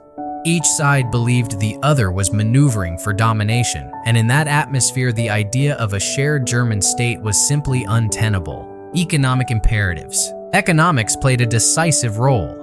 Western Europe's recovery hinged on German industry. Coal from the Ruhr powered factories in France and the Benelux countries. American planners feared that a weak or Soviet-controlled Germany would drag down the entire continent. Thus, initiatives like the Marshall Plan and the 1948 currency reform were designed not just to aid Germany, but to integrate it firmly into a Western economic bloc. The Soviet Union conversely sought reparations to rebuild its own war-ravaged economy and to keep Germany weak enough to pose no threat. These opposing goals, revival versus extraction, left little room for a middle path. Security fears and the logic of the Cold War. Security concerns hardened the divide. To Moscow, a strong West Germany integrated into the US-led NATO alliance, which happened in 1955, was a dagger aimed at the Soviet heartland. To Washington and its allies, a Germany vulnerable to Soviet influence threatened the entire balance of power in Europe. The logic of deterrence atomic weapons on one side, massive conventional forces on the other, made concessions dangerous. Each crisis reinforced suspicion. The Berlin Blockade of 1948-49 convinced Western leaders that Stalin could not be trusted. The Korean War in 1950 deepened fears that communist expansion was global. By the time the Berlin Wall was built in 1961, both sides had invested too heavily in their respective German states to contemplate dismantling them. The human dimension. For millions of ordinary Germans, the tragedy of division was deeply personal. Families sundered by borders hoped desperately for a political solution. Letters crossed checkpoints after long delays, carrying photographs of children who grew up separated from grandparents. A grandmother in Leipzig might receive news of a wedding in Hamburg months late, or not at all. Such stories fed a quiet yearning for reunification that no propaganda could extinguish. Some East Germans pinned cautious hopes on détente, believing that sustained dialogue might eventually soften the border. West Germans too debated the German question, weighing moral duty against the practical need to stabilize Europe. But as the decades passed, most people learned to adapt, building careers, raising families, and creating identities defined not by lost unity, but by the realities of their respective states. Lessons of a lost opportunity. Could different Allied choices have prevented the split? Perhaps if the United States and the Soviet Union had maintained wartime trust, a neutral Germany like Austria might have emerged. But the Cold War's gravitational pull was immense. Both sides viewed Germany as the decisive prize in Europe, a place too vital to leave unaligned. Even proposals for a neutralized Germany, floated intermittently in the early 1950s, fell victim to mutual suspicion. Western leaders doubted that the Soviets would ever relinquish their grip on the East. The Kremlin feared that any neutral Germany would inevitably drift toward the prosperous West, a divide that shaped the world. Ultimately, Germany's partition became one of the central facts of the 20th century.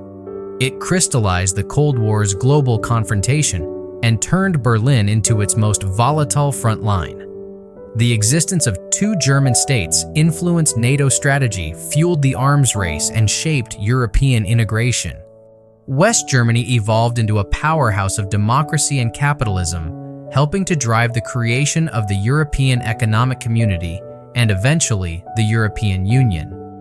East Germany, meanwhile, became a showcase for Soviet-style socialism, its citizens living under one of the world's most pervasive surveillance regimes. The stark contrast between their fortunes served as a continual living referendum on the merits of each system. Glimpses of future reunification. Despite the hardened borders, memories of a shared nation persisted. Folk songs, literature, and family traditions carried echoes of common heritage. Occasional cultural exchanges and the unique status of Berlin allowed limited contact. Over time, West Germany's Ostpolitik, a policy of outreach to the East begun in the late 1960s, would slowly chip away at barriers, laying groundwork for the eventual thaw. Yet in the early 1960s, such prospects seemed distant. The wall guarded by armed sentries and barbed wire became the most visible emblem of the Cold War. From the watchtowers of East Berlin to the corridors of NATO headquarters, few imagined that this barrier would one day crumble peacefully. The unavoidable truth. In hindsight, the division of Germany was the product of forces larger than any single decision or conference. It arose from the collision of ideologies, the trauma of war, and the strategic calculations of superpowers determined never to be vulnerable again. Unity might have been theoretically possible, but it would have required a level of trust and compromise that the world scarred by conflict and fearful of new threats simply did not possess. As a result, generations of Germans lived their lives in two separate states, their fates shaped by an international struggle that neither side was willing to lose. The question, could unity have survived, remains poignant precisely because it has no simple answer. Perhaps in a different world with different leaders or fewer fears, a single Germany might have emerged. But in the harsh reality of the Cold War, the division was not merely likely, it was nearly inevitable. By the mid-1960s, the division of Germany was no longer a tense experiment, but a defining feature of the modern world. The Federal Republic of Germany (FRG) in the West and the German Democratic Republic (GDR) in the East had become not just political entities, but fully developed societies, each embodying the triumphs and contradictions of their respective blocs. Over the next quarter century, these two Germanys would evolve along sharply divergent paths, shaping the wider Cold War and leaving legacies that endure to this day. West Germany's economic miracle and democratic identity. In the West, the Wirtschaftswunder, the economic miracle, gathered astonishing momentum. Fueled by Marshall Plan aid, U.S. investment, and the industriousness of its people, West Germany transformed from a landscape of rubble into one of Europe's most vibrant economies. By the 1970s, the Volkswagen Beetle had become a global icon.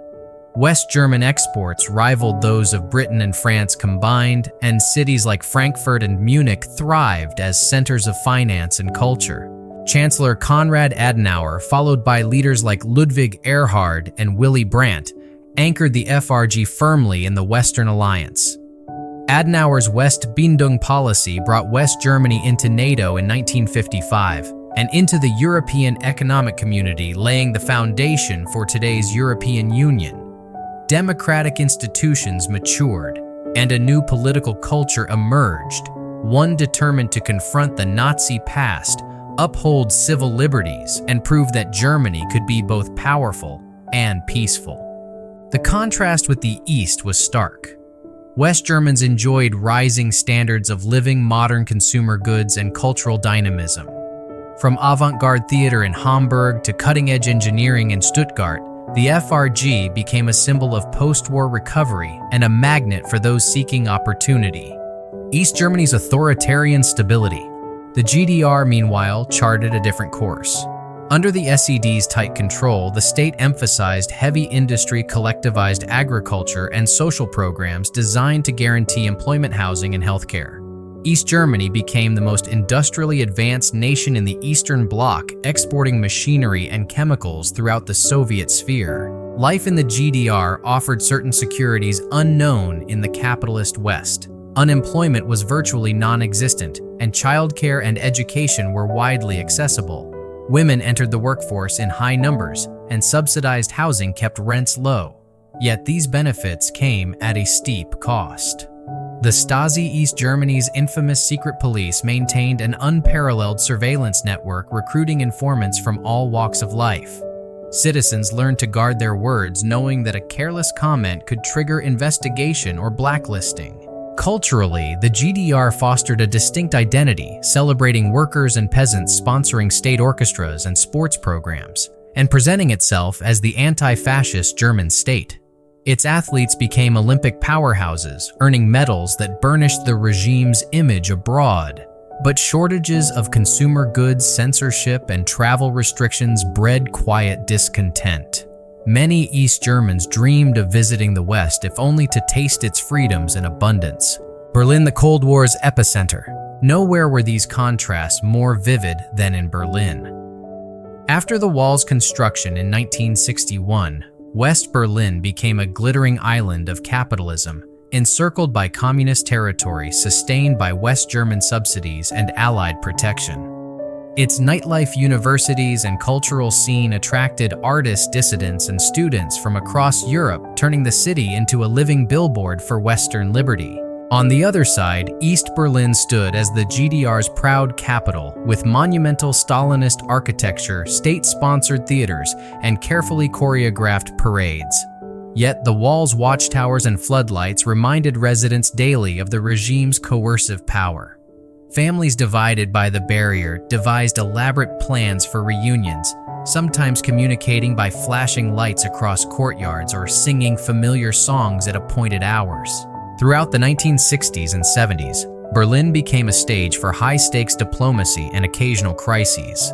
U.S. presidents from John F. Kennedy, who declared Ich bin ein Berliner in 1963, to Ronald Reagan, who famously urged Mr. Gorbachev tear down this wall in 1987, used the city as a platform to challenge Soviet policy and reaffirm Western resolve. Ostpolitik and tentative thaws.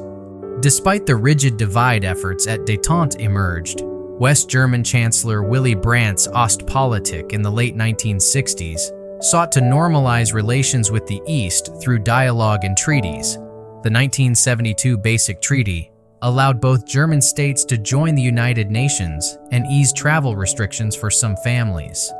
Limited cultural exchanges and economic agreements followed, offering small but meaningful glimpses of reconciliation. These openings did not erase the border, but they did soften its psychological impact. West Germans could visit relatives in the East more easily. East German musicians occasionally toured the West.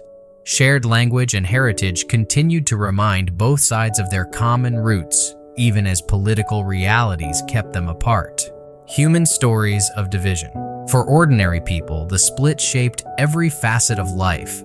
A teacher in Cologne might spend years petitioning for permission to visit a sister in Leipzig. An East German scientist secretly listened to Western radio broadcasts at night, while a West Berlin student gazed across the wall at the dimly lit streets where his grandparents lived. Smuggling letters sharing family recipes or meeting in neutral countries like Hungary became acts of love and defiance. Attempts to escape the GDR were frequent and often perilous. Some tunneled beneath the wall. Others floated across rivers on improvised rafts or braved minefields and guard dogs. While thousands succeeded, many were captured or killed, their stories quietly commemorated in memorials that still line the former border. Global implications. Germany's division was more than a national tragedy. It was a linchpin of the global Cold War. NATO's strategy centered on defending West Germany's borders, while Soviet war plans envisioned it as the primary battlefield in a potential European conflict. Billions of dollars and rubles were spent on tanks, missiles, and troops stationed along the inner German frontier. Economically, West Germany's success bolstered the Western alliance, proving that democratic capitalism could outcompete Soviet-style planning. The GDR, meanwhile, served as a showcase for the Eastern Bloc, its technological achievements, and disciplined workforce used to counter Western narratives of communist inefficiency. Seeds of change. By the 1980s, however, cracks began to show. West Germany had become a prosperous democracy integrated into the European community. East Germany, though relatively affluent compared to other Eastern Bloc countries, faced mounting economic stagnation and growing discontent. Younger generations connected to Western culture through clandestine media questioned the regime's legitimacy. The rise of Mikhail Gorbachev in the Soviet Union brought policies of glasnost openness and perestroika restructuring, signaling a new era. East German leaders wary of reform clung to hardline control, but they could not ignore the winds of change sweeping through Eastern Europe. Enduring lessons. The decades of division left deep marks on German identity. West Germans cultivated a sense of constitutional patriotism rooted in democratic values rather than ethnic nationalism. East Germans developed a complex relationship with the state, part pride in social programs and cultural achievements, part resentment of repression. After reunification, these different experiences would shape debates about equality memory and the meaning of freedom. Internationally, the split underscored the consequences of geopolitical rivalry.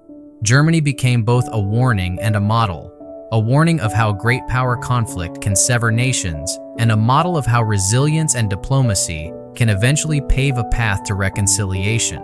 By the late 1980s, the Cold War's grip was loosening, but few could have predicted how swiftly the wall would fall.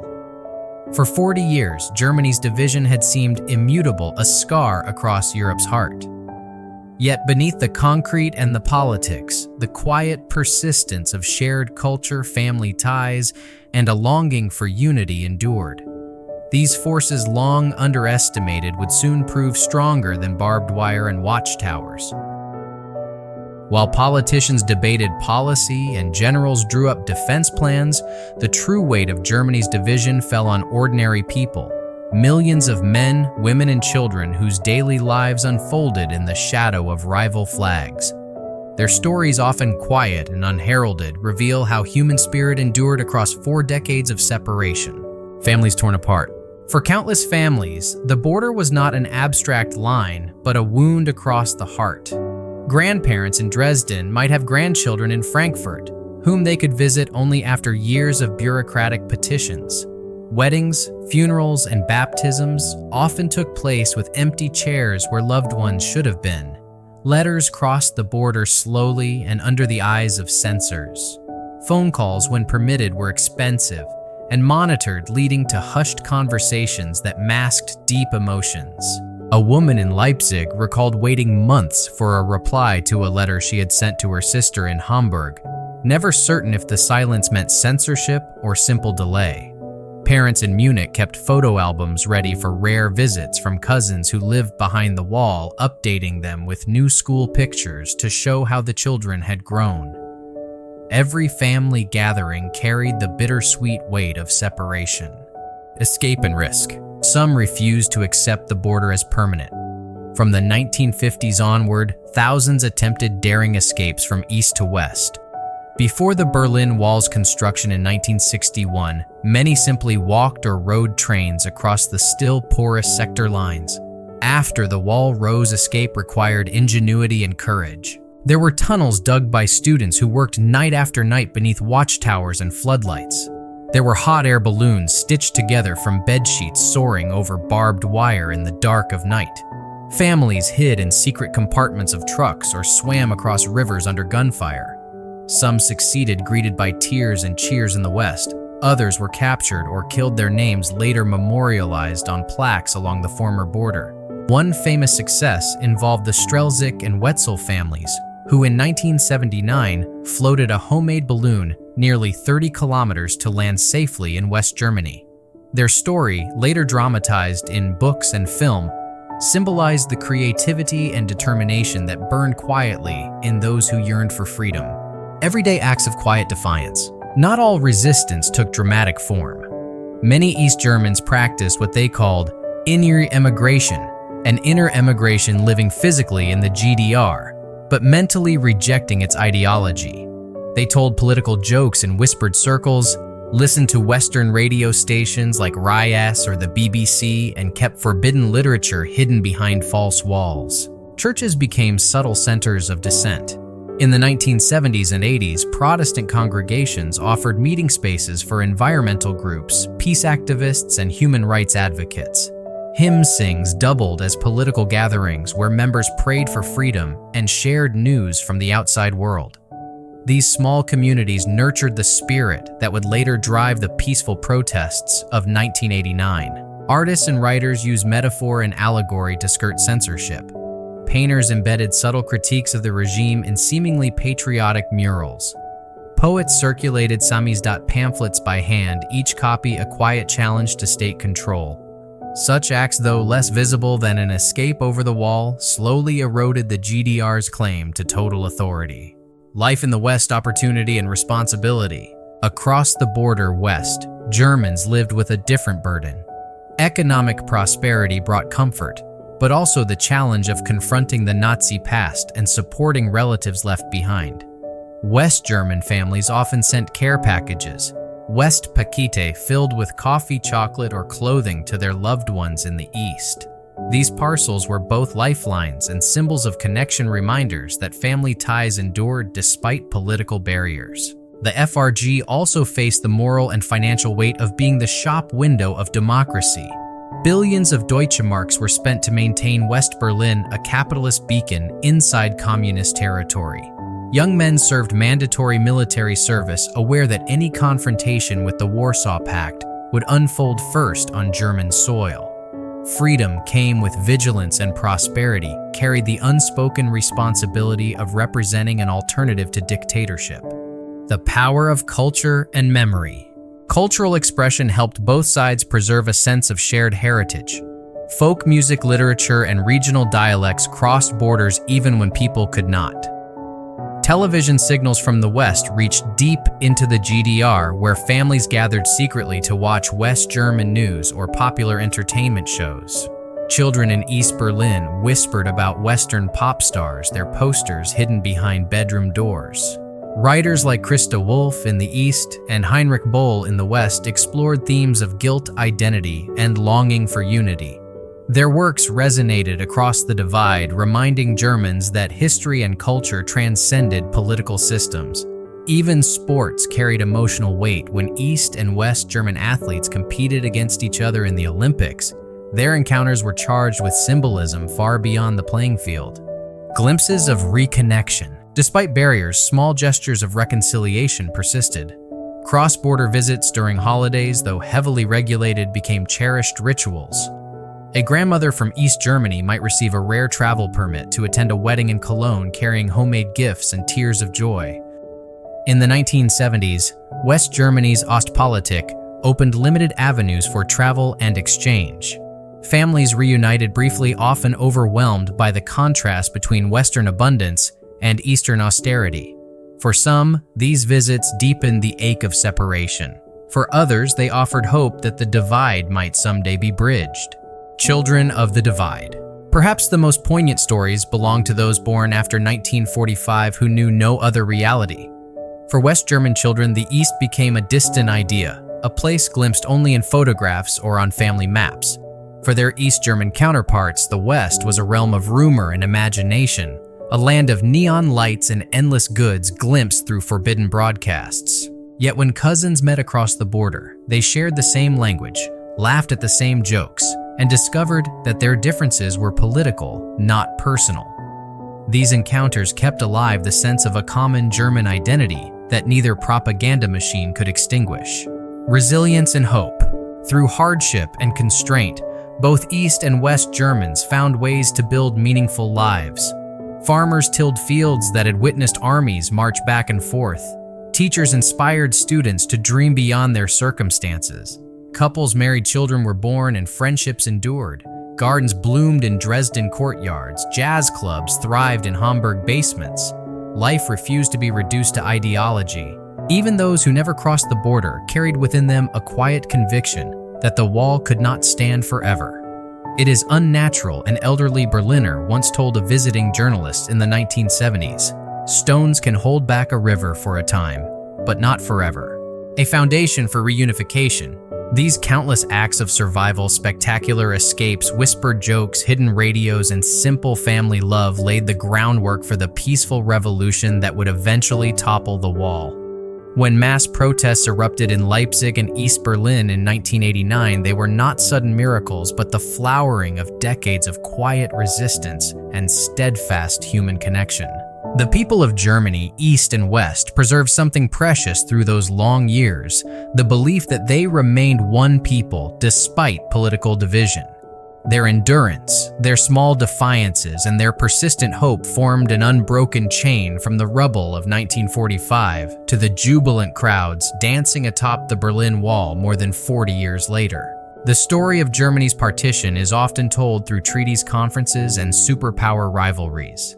But its deepest truths live in these human experiences, proof that even in the harshest conditions, ordinary people can safeguard dignity, nurture family, and keep alive the dream of unity. When jubilant Berliners clambered onto the wall on the 9th of November 1989, chiseling away at the concrete that had divided their lives for nearly 3 decades, the world witnessed not just the fall of a barrier, but the quiet triumph of decades of resilience. The collapse of the Berlin Wall, and with it the German Democratic Republic GDR, seemed sudden to outside observers. Yet it was the culmination of pressures, political, economic, and profoundly human, that had been building since the first bricks were laid. The slow crumble of the GDR. By the mid-1980s, the East German state that once touted itself as the anti-fascist rampart was showing deep cracks. Despite relative prosperity compared to other Eastern Bloc nations, the GDR's centrally planned economy stagnated.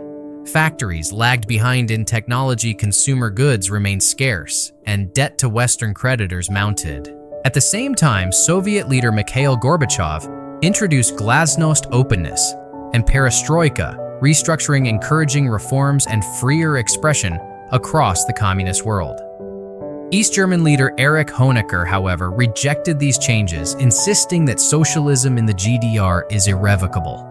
His rigidity only deepened public frustration. Throughout the 1980s, East Germans found creative ways to push boundaries. Churches hosted peace groups and environmental circles. Citizens staged Monday demonstrations in Leipzig carrying candles and chanting "Wir sind das Volk." We are the people, a simple but powerful assertion of civic identity. The Stasi monitored, but mass participation made repression impossible without risking massive violence. The fall of the wall. Events accelerated in 1989. In neighboring Poland, the Solidarity movement forced free elections. Hungary opened its borders with Austria, providing East Germans a pathway to the West. Thousands fled through these new openings, overwhelming East German embassies across Eastern Europe. On the evening of the 9th of November 1989, a confused announcement by a GDR spokesman implied that travel restrictions were lifted immediately. Crowds surged to Berlin's checkpoints. Border guards, unprepared and unwilling to shoot, swung the gates open. West and East Berliners embraced atop the wall as television cameras captured scenes of tears, laughter, and champagne. Within days, families long separated walked freely through once forbidding checkpoints. The barrier that for decades symbolized the Cold War had collapsed in a matter of hours without a single shot fired. Reunification and renewal. The path to full German reunification unfolded swiftly. On the 3rd of October 1990, less than a year after the wall fell, the GDR formally dissolved and joined the Federal Republic of Germany (FRG). For the first time since 1945, Germany stood as a single nation. Chancellor Helmut Kohl led negotiations with the Allied powers, the United States, the Soviet Union, Britain, and France, culminating in the 2+4 Treaty, which confirmed Germany's borders and restored full sovereignty.